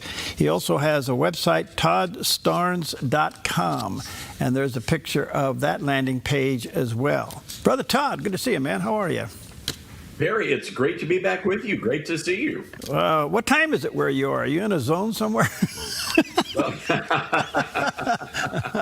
We're always in a time of mass confusion wherever I am. No, Central Time Zone, Memphis, Tennessee. Good to see you. Thanks for your time. Wow, a lot going on. What sparked you to write about this? Well, I think I was getting frustrated. There were so many people in the national media that were writing terrible things about President Trump, how the agenda had failed for the second term in office. And I noticed that some conservatives were even buying into those arguments. So I decided to do a little old school journalism and went back and looked at the promises the president made. And I set about to determine if, in fact, he had delivered on those promises. And according to my research, the president has really done a remarkable job delivering on the promises he made to the American people in the 2024 presidential election. But I think it's important for people, as the president promised to usher in this golden age. This, at least in my book, I don't describe the golden age as lower gas prices or affordability or prosperity. Instead, I frame the argument around the golden age based on spiritual issues and this idea that ultimately President Trump is returning the nation back to the values of our founding fathers and the faith of our founding fathers. Absolutely stunning. Do you think, a little bit of a sidebar question here, Todd, do you think it was providential that the president, his terms got interrupted with 4 years of President Biden? You know, that's a wonderful question, and I think there is something to that. This nation was in a very dark period of time during the Biden administration, and it really had nothing to do with the president himself. It had everything to do with the radicals that were being installed in various bureaucratic positions across the government. And that really was a continuation, a third term, if you will, of the Barack Obama administration, when Obama promised to fundamentally transform America. And I think a lot of folks did not really understand what that meant. It wasn't some sort of a clever campaign slogan, but Obama intentionally set about to really undermine the values of our founding fathers and weaken the foundations, the pillars of America. So along comes Donald Trump, and thank God that he was elected. And I say that not in a facetious sort of way, because this country was really heading towards the cliff of socialism, if you will. There's another part of this transformation from the first term to the second term. It is an entirely different set of players across the board, different players at all levels. What did that tell you? Well, this president is his own man. I was able to sit down with him multiple times, interviewed for the book. He's been a regular guest on my radio show, and I think I've got a pretty good feel, a sense of who this man really is. Someone asked me what it was like to interview President Trump. I said it was like being in the Daytona 500, except you are on the hood of the car hanging on for dear life. So but it was a lot of fun to write this book. This is not one of those dry, humorless policy books. This is sort of like a knee-slapping, rip-roaring, fun look. There's a lot of humor in the book as we look back on what Trump has done for the country, but also looking forward to what Christians need to be doing and our role in continuing this golden age. What do you think that is, Todd? Well, first and foremost, I think that moms and dads have to embrace the idea that we've got to teach our kids how to read and write before they go to school. We've got to teach our kids what it means to be an American patriot. So I think it's really up to the families to restore the American family, to get families back into church. Ultimately, and I write about this in the book, one of my great frustrations is that many churches are supposed to, well, all of us are supposed to be salt and light in the culture, right? Unfortunately, many of us are on a sodium-free diet. Churches, evangelical churches, have disengaged from the culture, from the public marketplace. Many pastors don't even want to talk about the big issues of the day. I'll give you an example here in Memphis. We've been dealing with a massive crime wave and all sorts of horrible things. We have a guy running for Congress as a Democrat, and he held a rally at a large black megachurch. It was packed wall to wall with people, and the pastor of this black megachurch got up and told the crowd that Jesus was a socialist, therefore we should be socialist. And the crowd just cheered and roared with approval. In this election cycle, every black church, every progressive liberal church has been mobilized. They're running buses to the polls. Meanwhile, the traditionally conservative evangelical suburban churches are just sitting on their blessed assurance. And unfortunately, you get what you vote for sometimes. That's serious. Yeah. It's very serious. And so really my book is a call to action for churches across America to re-engage in the culture. And again, I can't tell you how many times I've heard from ministers who are very nice people. They are Bible-believing Christians, and yet they, for some reason, believe it's inappropriate or unseemly to talk about the big issues of the day from the pulpit. I'm not telling people to turn their churches into Republican Party headquarters. I'm just saying educate your congregation on the issues of the day and show them where the Bible addresses those issues, and then go out and vote your values. And if we do that, this country is going to be just fine. The problem is, I think only 15 to 20% of registered evangelical Christian voters actually get out and vote on election day. So I think the argument I make in the book is we're actually sort of responsible for the chaos in our culture right now. No question about that. God called us to be thermostats, not thermometers. We're to set the temperature, not to react to it. Yeah. So, let me ask you this. Why do you think the evangelical church allowed themselves to be intimidated away from the issues of the day? Well, I'll tell you, in Memphis, it's very simple. They don't want to be accused of being racist. That's a big issue here, the race card. I think a lot of other communities are dealing with woke seminaries that are teaching a generation of young pastors that they're not supposed to be engaging in those sorts of cultural battles. So it's really almost like a pendulum swing. I think we went one way with the moral majority back in the days of Ronald Reagan, and then we're on the other end of that spectrum now, where there is literally no engagement at all. And I think that's a troubling thing. And again, if we do not engage in the culture fight, we are not going to have an influence here. And I think it's important for us to have that Christian influence. Another part of it is, I think there are some Christian organizations in Washington that are more concerned about being close to power, having access to power, as opposed to really speaking truth and being that prophetic voice in Washington, D.C., which sometimes can get you uninvited to certain Christmas parties and other activities there at our nation's capital. There is continuing evidence that shows that younger generations are kind of saying, you know what, there's got to be something different.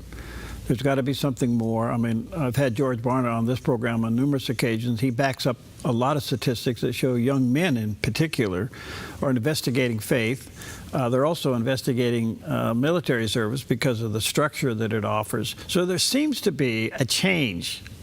I'm wondering if we are ready for these young people to come into our churches. They don't look like us, they don't dress like us, they don't think like us, but they're investigating faith. Are we ready for this? I don't think so. We can be, but again, these young men are not looking for an American Idol cover band and a 3-point self-help sermon. And I've got nothing against any of that, but I think that we've watched not only the dumbing down of our education system in America, but I think we've also seen the dumbing down of the church in America. I grew up as a Southern Baptist. I remember we went to Sunday school, Sunday morning worship service. You came back for church training union in the evening time, and then you had an evening service. And there was this education process that simply just does not exist in many of the churches around the country. And I think that is troubling. I write a lot about Gen Z in my book. As a matter of fact, I quote George Barna. We've had him on the show a time or two. And really, his research is so vitally important and can be so helpful to churches as they try to figure all of this out. But you're right. I think these young men are searching for answers. President Trump made it okay for men to be men again. And I think that was something that we had been dealing with in this country for a number of years. The idea of toxic masculinity, the medicating of a generation of young boys. And so I've really admired the president for taking a strong stand and saying it's okay for boys to be boys. In your interviews with the president, it's obvious that he favors the faith community. Do you think he understands it? Wow, that's a tough question. I think he does. And let me just say this. It's really a fascinating thing. As I included excerpts from several of the president's speeches on faith in the book. And that led me to actually read the transcripts of his speeches. When you read his speeches, don't watch them or listen to them, but read them, you get a very different takeaway. And it was Donald Trump who said this, and I've got this quote in the book. I'll paraphrase it for you. He said that if we really want to make America great again, Americans are going to have to pray again, and Americans are going to have to read their Bibles again. I thought that was really a striking statement coming from the commander-in-chief, something that you would expect, I don't know, Dwight Eisenhower to say. Of course, Eisenhower was the first modern president to really talk about matters of faith in the public square. And back then, Eisenhower knew that the fight against the communists was really a spiritual battle more so than a political battle, which is why he felt it was important to bring people like Billy Graham, who was then a young evangelist, into the public arena. Here we are so many years later, and now we have another battle with communists. Unfortunately, this is happening within our own borders. But again, the similarities between really Eisenhower, Reagan, and Trump are truly remarkable. So to answer your question, I don't know the answer to that. I can tell you, just as a funny aside, and I write about this in the book, President Trump actually liked Southern gospel music. And I had to confirm that with 3 different sources. But yeah, President Trump's a big Southern gospel guy. Okay. Don't laugh, it's true. That's great. I want to get into the National Quartet Convention here in Memphis. I don't know. Does Bill Gaither know this? All right, let me take a quick break. The book is entitled The Golden Age, How Trump Saved America. There's a picture of the cover of the book on the screen, available online. And Todd does have a website, toddstarnes.com. Check that out. There's a picture of his landing page, and, of course, his show as well. We'll be right back. Hi, I'm Paulina Leiser, producer and host of The Ancient Church. Join me Sunday evenings as we explore Orthodox Christianity, its history, theology, worship, and living traditions. The Ancient Church, Sundays at 6 p.m. on the Dove TV.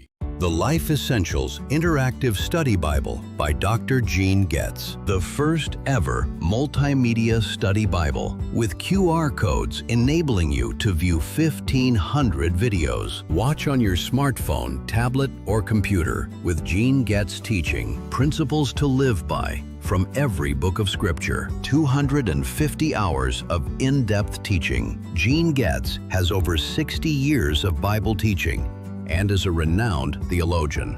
The Life Essentials Bible is a seminary in a box. Read, watch, apply. Get yours today for your own spiritual growth or as a gift that will minister greatly to your family and friends. Purchase your copy of the Life Essentials Study Bible at Christian bookstores or go to their website, BiblePrinciples.org, and click on Video Search, where you can access all the principles for free. Take your faith deeper. Get your Life Essentials. Study Bible today at Christian bookstores or BiblePrinciples.org.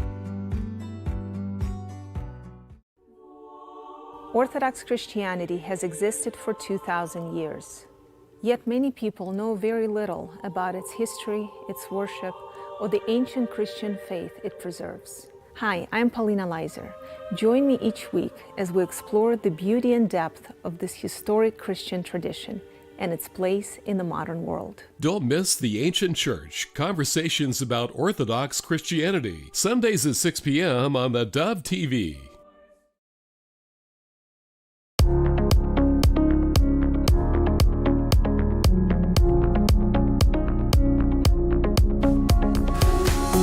Welcome back, and what an honor to have back Todd Starnes, award-winning journalist, author of so many books. He's also has the Todd Starnes Show there on Newsmax, a nationally syndicated radio program. His latest book is fascinating. It's entitled The Golden Age, How Trump Saved America.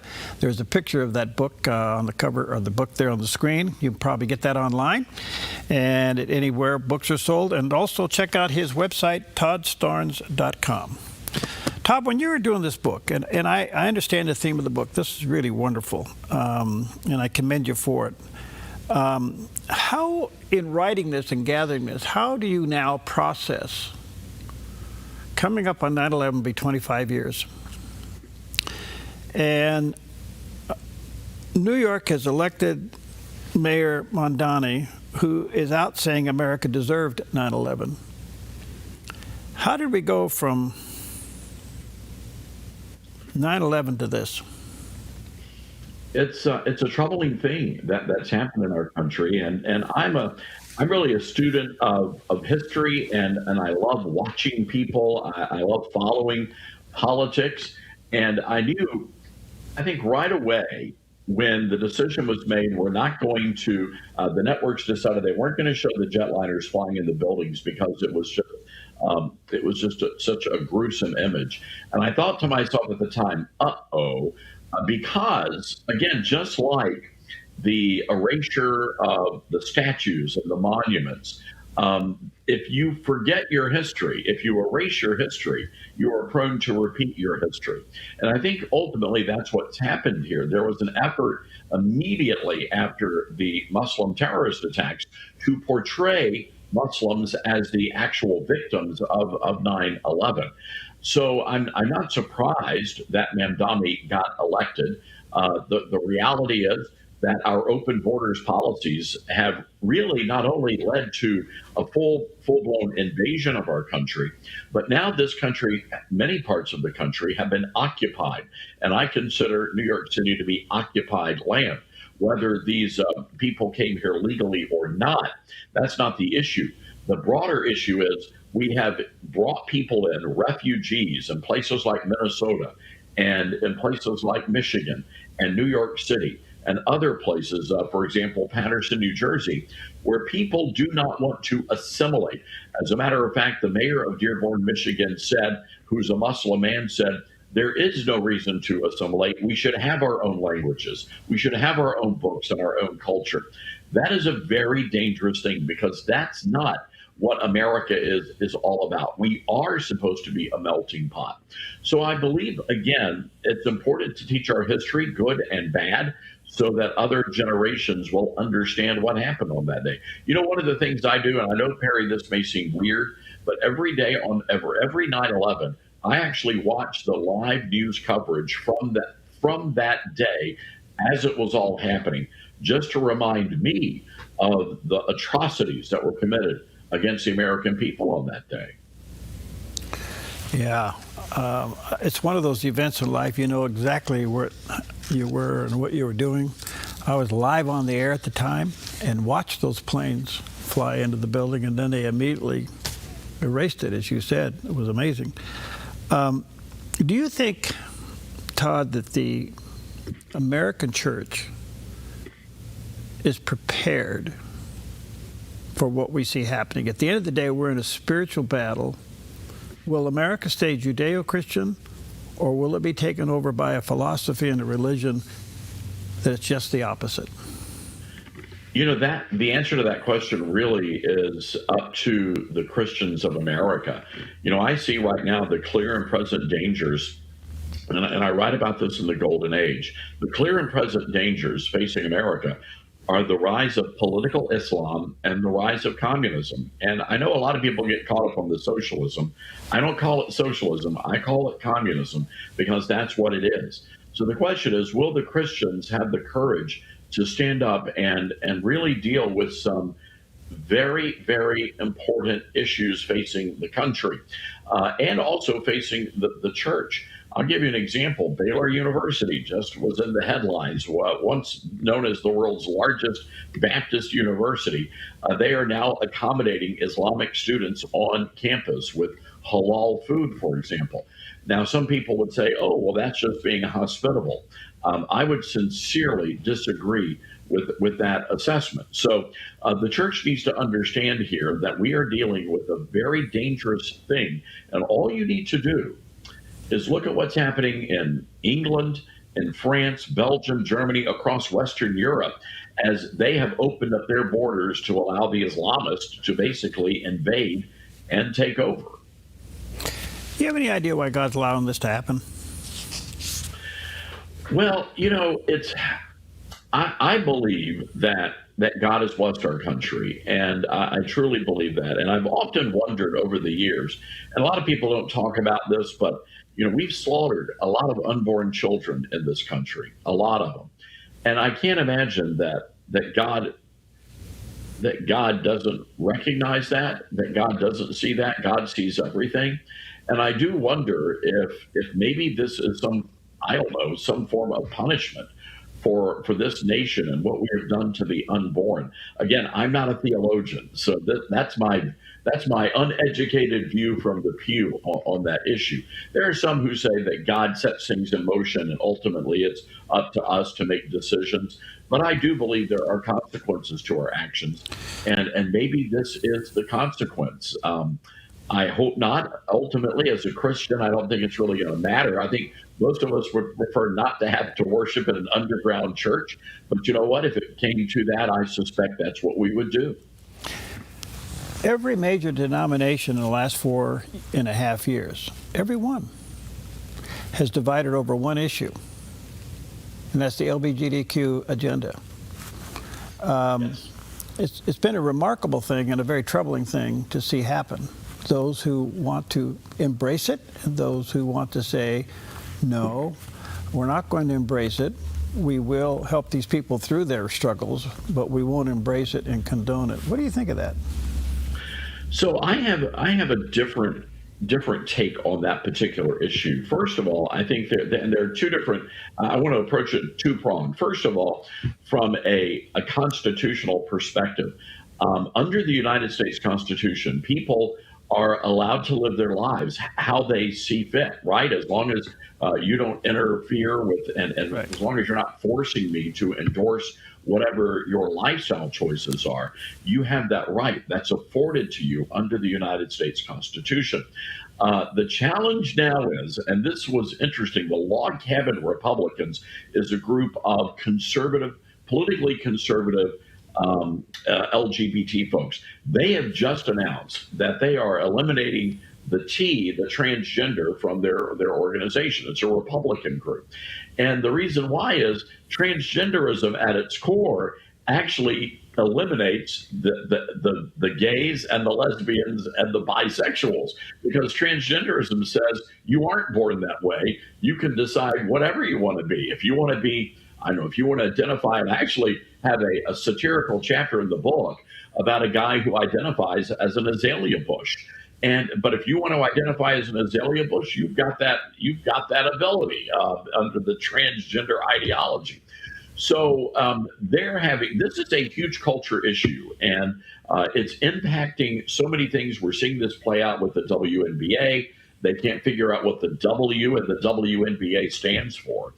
And again, this goes back to a key central issue, the family.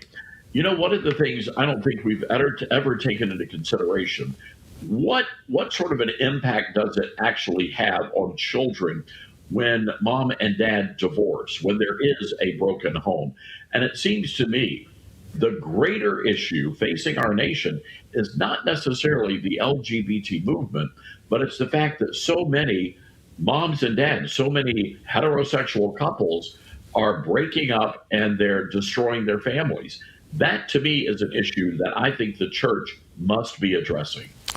I couldn't agree with you more, Todd. That's beautifully said. Very beautifully said. You're fascinating. Wish we had more time. But, you know, as people finish your book, what do you want them to have as a takeaway? Well, I want them to have hope, Perry. And again, this is not a political battle we're in. We are in a spiritual battle. And again, the golden age is this idea of returning to the values of our founding fathers. You know, there's a song we used to sing when I was a kid growing up in church back when we had hymn books. And it went something like this: my hope is built on nothing less than Jesus' blood and righteousness. My hope's not in Washington. You know, if that's the case, you're going to be disappointed pretty much every day, probably multiple times in a day. Right. So you have to put your hope and trust in Jesus Christ and know that at the end of the day, things are going to work out because God knows everything. And so I'm pretty content in that. I want people to be encouraged. I want them to be inspired. And I want their kids to know as they read this book that we really do live in a truly remarkable, exceptional nation. The book is entitled The Golden Age. Check it out. It's available online and in bookstores. And of course, you can check out other books that Todd has authored as well. Look for his show there on the Newsmax National Radio Syndicated show, the Todd Starnes Show. And that is also his website, toddstarnes.com. Todd, good to see you. Thank you for your time, friend. Hope we can connect more. Thank you. God bless you, brother. All right, you too.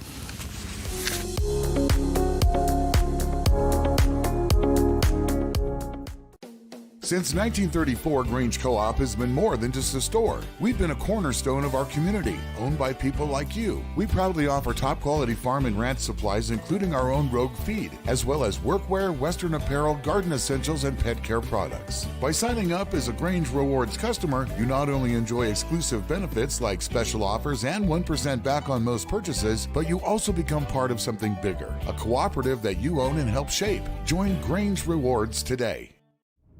When life feels heavy, your body feels it, your mind feels it. That is why I created Organic Elements Wellness Spa, a place where wellness is not a luxury, it's a way of life. Step into our wellness lounge with a Himalayan salt room, infrared sauna, steam room, and invigorating cold plunge. Restore your nervous system, detox your body, and clear your mind. Then experience customized massage, advanced skin therapies, and result-driven facials, all designed to help you look as good as you feel. There's nothing else like this in Southern Oregon. This is your space to heal, to reset, to glow. Call today to book your private wellness party for up to 15 guests or surprise someone special with a gift certificate. Visit Organic Elements Wellness Spa on East Main Street in Medford. Book online at organicelementspa.com. Wellness is wholeness. Voted best of Southern Oregon. The Dove TV is pleased to announce we're now seen in the Sacramento, Stockton, Modesto area via a new full-power TV station, KEDS, seen on cable, satellite TV, and over the air.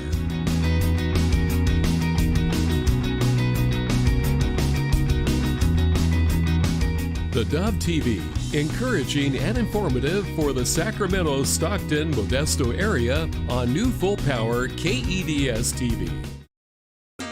The Dove, encouraging and informative on television, radio, online, and streaming. Wake up to what's going on with Mornings on the Dove, weekdays from 6 to 8 a.m. For in-depth conversation of world, national happenings, and events affecting faith, watch Focus Today, weekday mornings. The Dove TV covers Oregon, from stations in Albany, Bend, Dallas, Medford, Portland, Salem, and Tillamook. Watch The Dove on Apple TV, Roku TV, and the Fire TV app. Download from the App Store and Google Play. Women. Discover God's purpose for every season of your life with Melinda Robertson on Season to Shine, afternoons at 4. Be inspired by God using people and ministries on the move with Ryan Robertson, Tuesday and Thursdays at 4. Watch, listen, and stream The Dove anywhere around the world with thedove.us, your online connection to The Dove. Watch The Dove in Central California.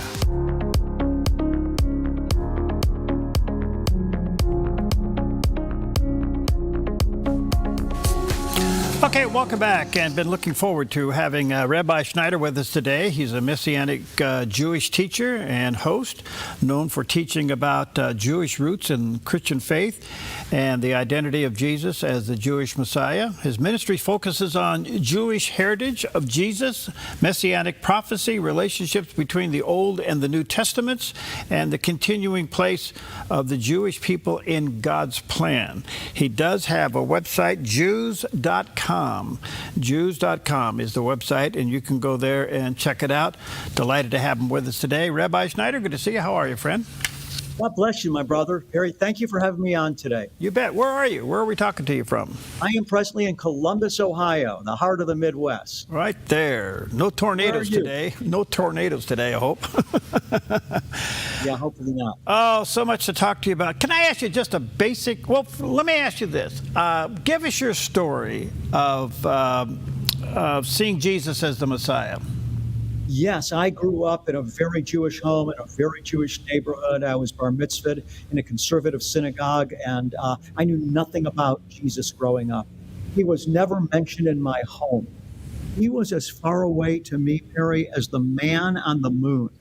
But what happened was when I was 18 years old, I ran into a huge challenge in my life. I would basically describe it as an identity crisis, first of all, because I was a very committed athlete. I wrestled and trained in high school all year long, had a small scholarship to college. When I walked off the wrestling mat after wrestling my last match in high school, it was like suddenly I was leaving the bubble that I was in, a place where I was in control. I knew what my purpose was. I was leaving that world, and I was going into the big world now. And in an instant, after walking off that wrestling mat, I didn't know who I was, where I was going.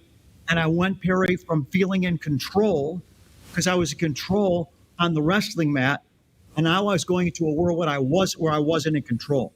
So it was a terrible place to be. I lived in that place for 2 years, I spent as much time as possible sleeping just to escape the mental torment I was in.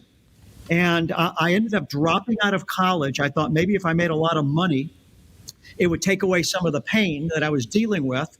I knew making money wasn't the answer because I grew up in a fairly wealthy neighborhood, and I saw that people in my neighborhood had problems too, but I didn't know what else to do. So I dropped out of school to open up a discotheque. And it was during this time that I was launching this business venture that I went to sleep one night.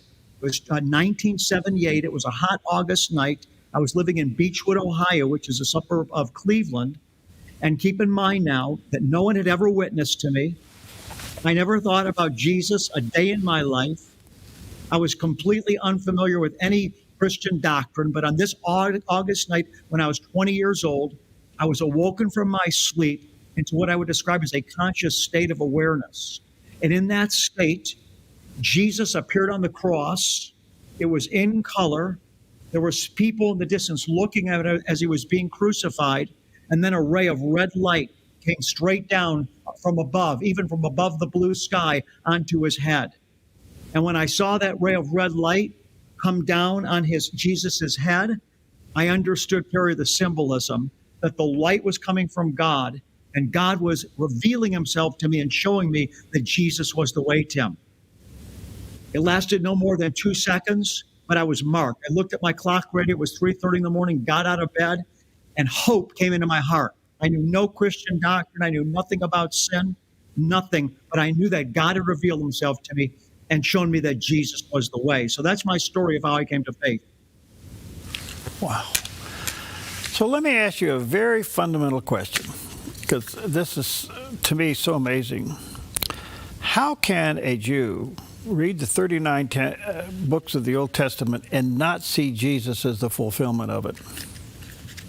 You know, so many believers, so many Christians feel like that. They ask themselves that question, but I'm telling you, I wish I could flesh it out more. But Jewish people, first of all, most of them do not know the scriptures well. So that's the first thing that we need to be said. A lot of Christians, they're afraid to share their faith with Jewish people because they feel like the Jewish people are the people of the book. They know the Bible much better than me. That is not the truth. There is a segment of Jewish people that know the scriptures pretty well, the Orthodox Jews, but the vast majority of Jewish people do not. That's the first thing. Okay. They're not seeing the prophecy. Secondly, the rabbis have been the ones that have shaped the Jewish mind. And the rabbis, since the time of Yeshua, since the time of Jesus, have tried to cover up anything that pertains to Jesus. Remember when Jesus raised Lazarus from the dead? And the response of the religious leaders, the Sadducees and the Pharisees, was, we're going to kill him in John chapter 11. We have to kill him. They said, if we let him continue, everybody's going to believe in him, and we're going to lose our place in our nation. So there's been a cover-up within the religious Jewish world concerning Jesus' identity for 2,000 years. It's almost comical. In the very next chapter, in John chapter 12, they also decided they needed to kill Lazarus to destroy the evidence. So Jewish people are not exposed to Jesus because the religious leadership in Judaism has covered it up since Jesus' day. Now, when we go to and look at specific messianic prophecies, and we say, well, how did Jewish people not see that? Again, number one, they don't know the prophecies, generally speaking. And number two, if they do know the prophecies, it's been taught to them that they don't mean what followers of Jesus say that it means. So, for example, Isaiah 53, probably the most clear-cut messianic prophecy, the traditional rabbis would say that passage is about Israel. And most Jewish people, they just trust what the rabbis say. It's a religion of books and what the rabbis say. So it's like Paul said in Romans, there's a veil over their eyes.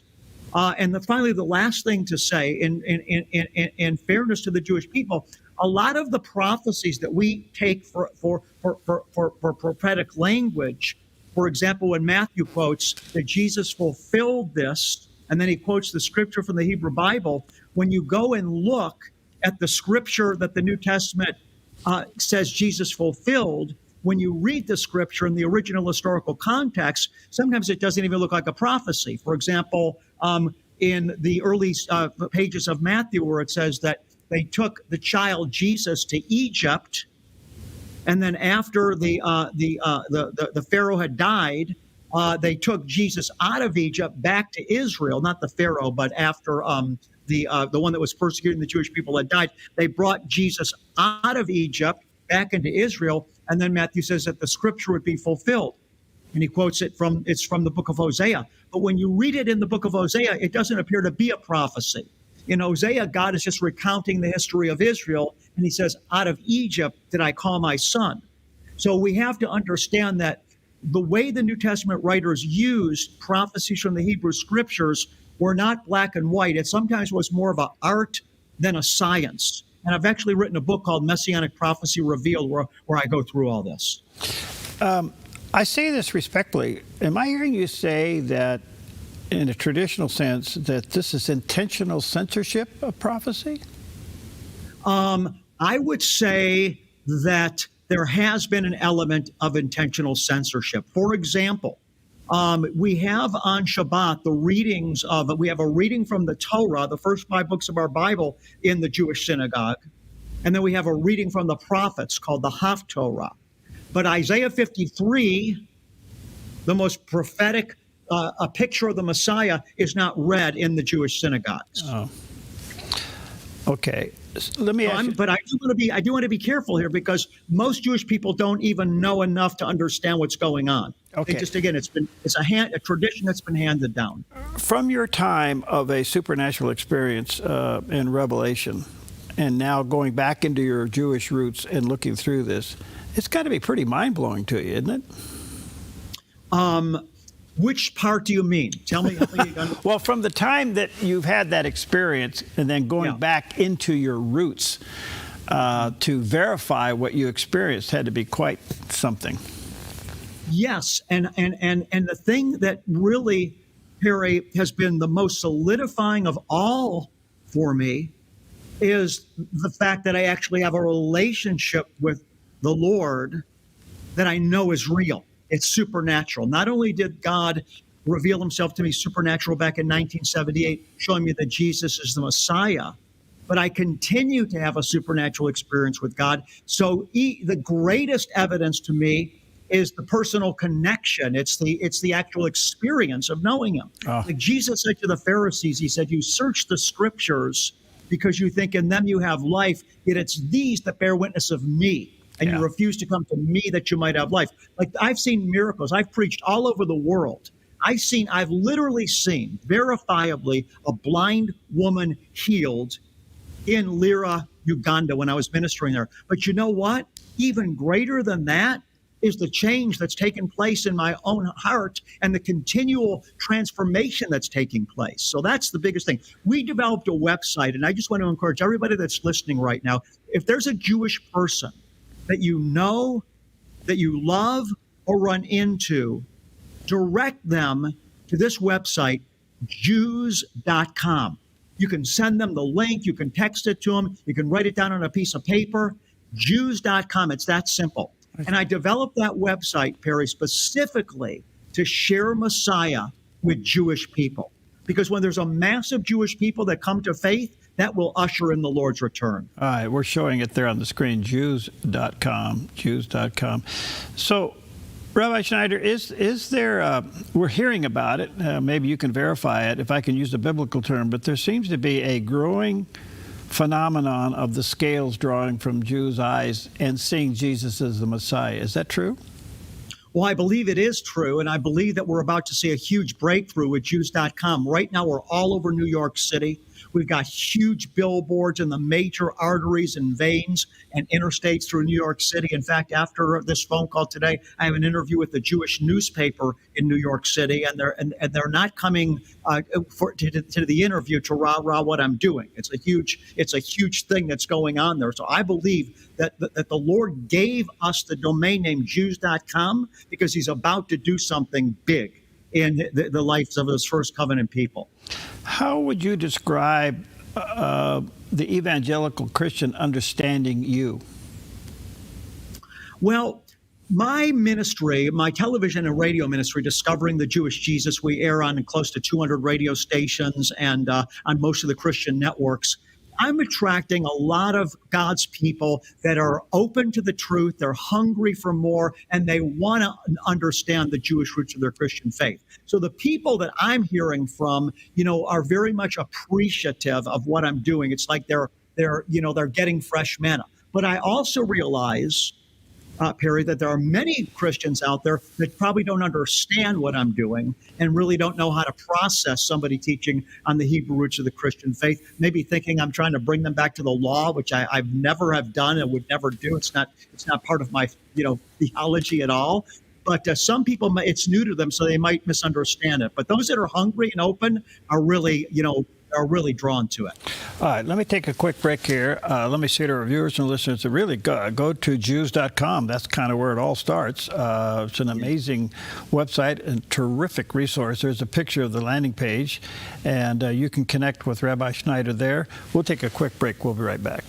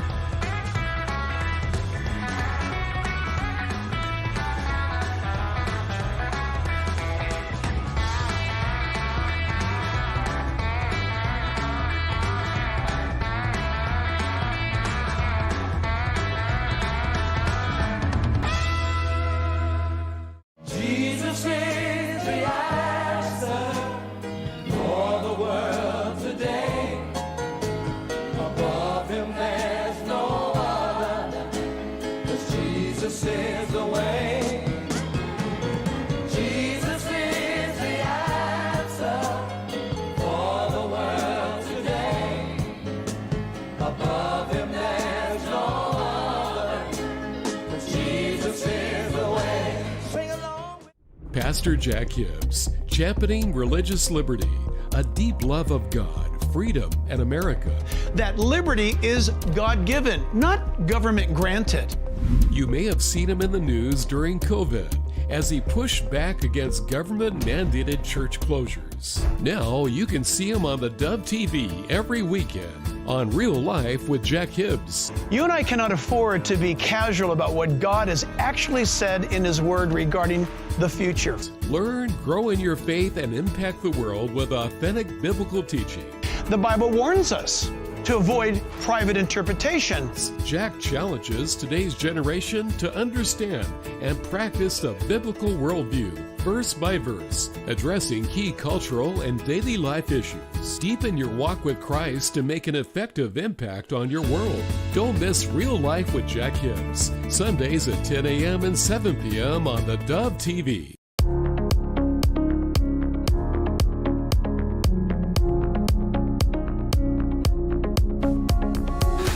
Okay, welcome back. What an honor to have with us Rabbi Schneider, a Messianic Jewish teacher and host. He is with us today, and what an honor to have him. I want to honor your time. I know you're on a tight schedule. Let me just say to our viewers and listeners, you can connect more with him and learn more about his ministry. Jews.com is the website. Jews.com is the website.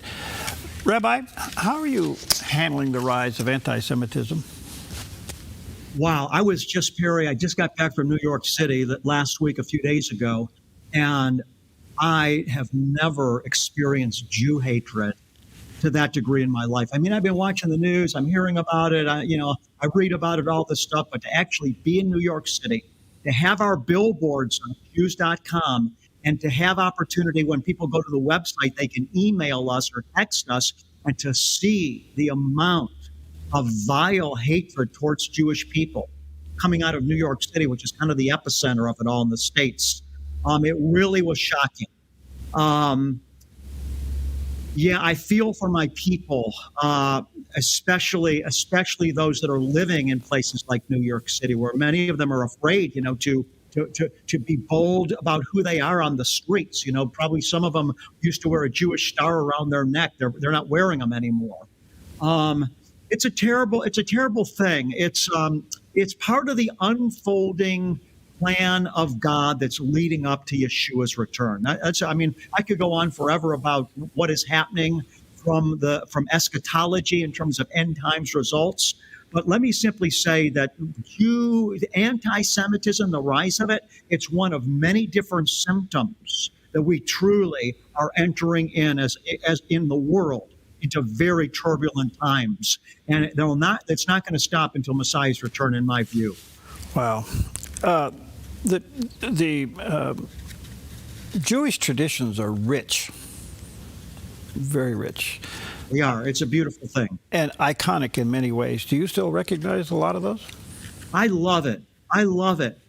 You know, despite the fact that the rabbis and I, traditional Judaism and I, have a different road. I love my people. I love our tradition. I love the rich teaching within rabbinic Judaism. They miss Jesus, but there's so much depth in so much teaching that comes out of rabbinicism. I celebrate, the Jewish holy days. I'm not an Orthodox Jew, but I celebrate Shabbat. I eat kosher, not because I'm under the law, but because I want to identify with my people and the call upon my people. Do you practice a Seder? Oh, yes, absolutely. I'd like to go to one. Oh, wow. I used to do them every year in Toledo when I pastored a Messianic congregation there. But if you're interested, the person that replaced me, I trained him up. He's not Jewish, but he's going to a Chosen People, which is one of the strongest Jewish missions in the country. He's pursuing his master's degree from them. So he does a Seder every year in Toledo. If you're interested, just look up Lion of Judah and in Toledo, Ohio, and you'll be able to write him and tell him you're interested in going to the Seder next year. I wish you could come to mine. Okay. A couple other questions, and again, trying to manage the time here.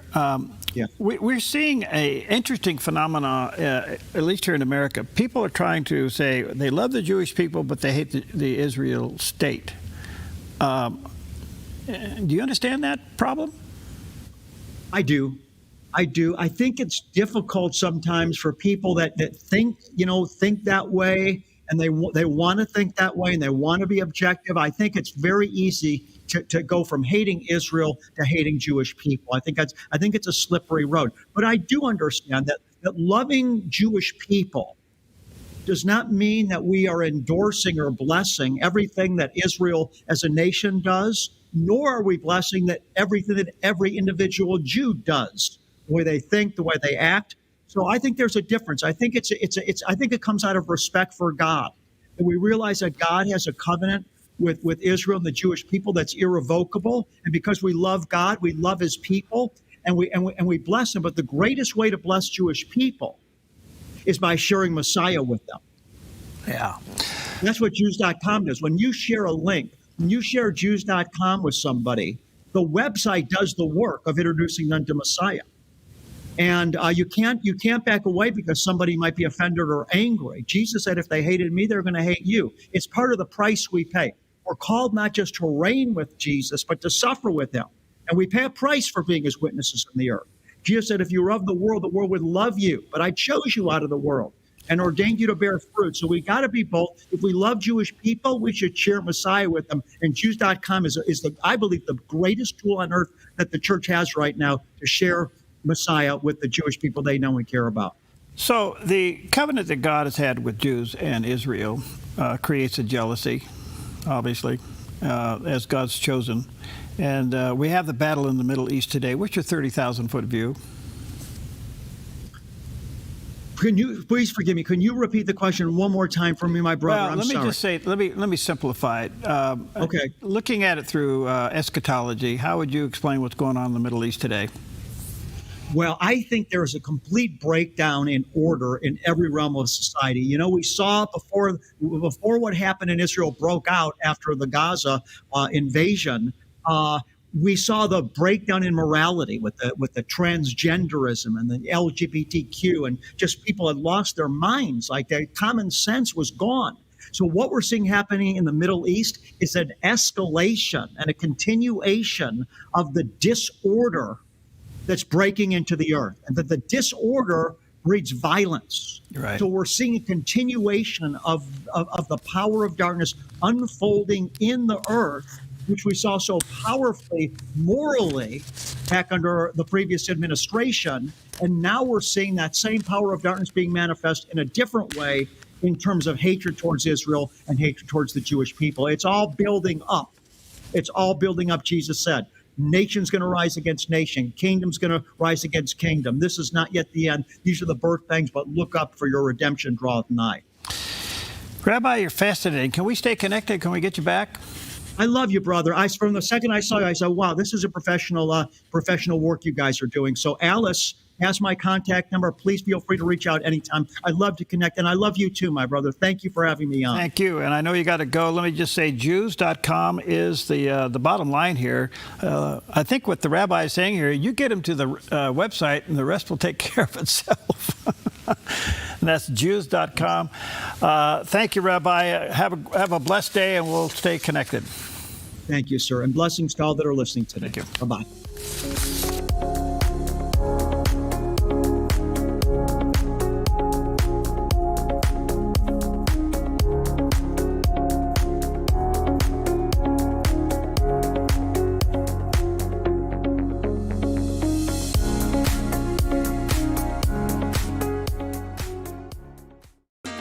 The Dove, encouraging and informative on television, radio, online, and streaming.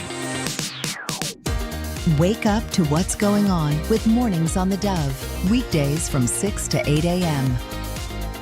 For in-depth conversation of world, national happenings, and events affecting faith, watch Focus Today, weekday mornings.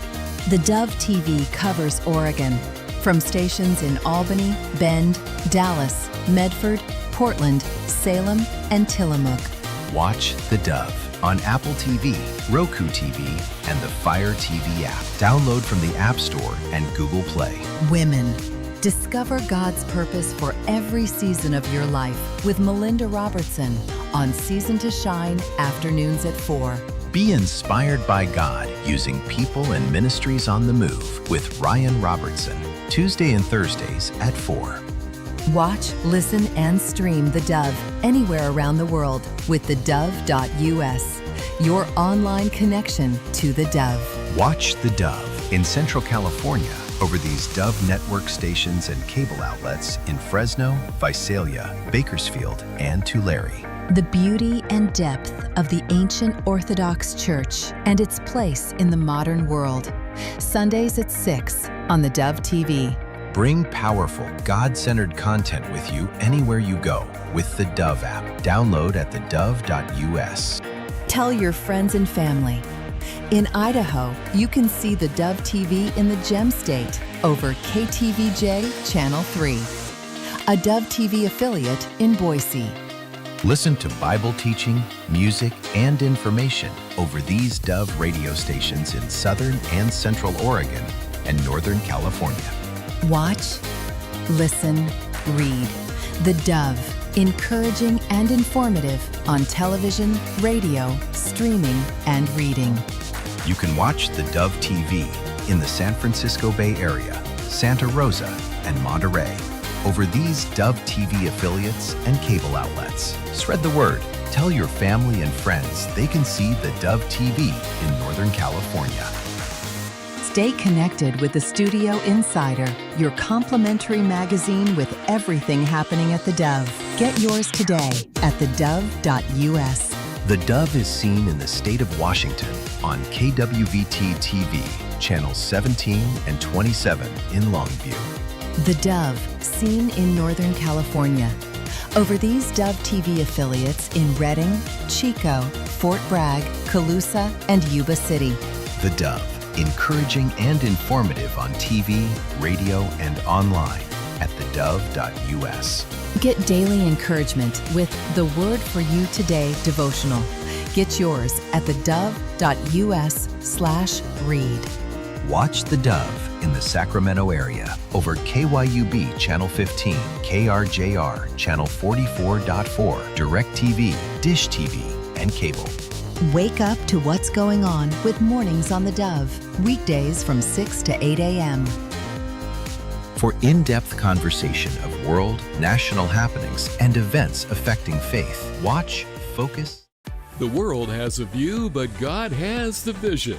An inspirational talk show blending heartfelt storytelling with practical insight to help you live with clarity, compassion, and vision. Join Alveda King Tuesdays on the Dove TV. When life feels heavy, your body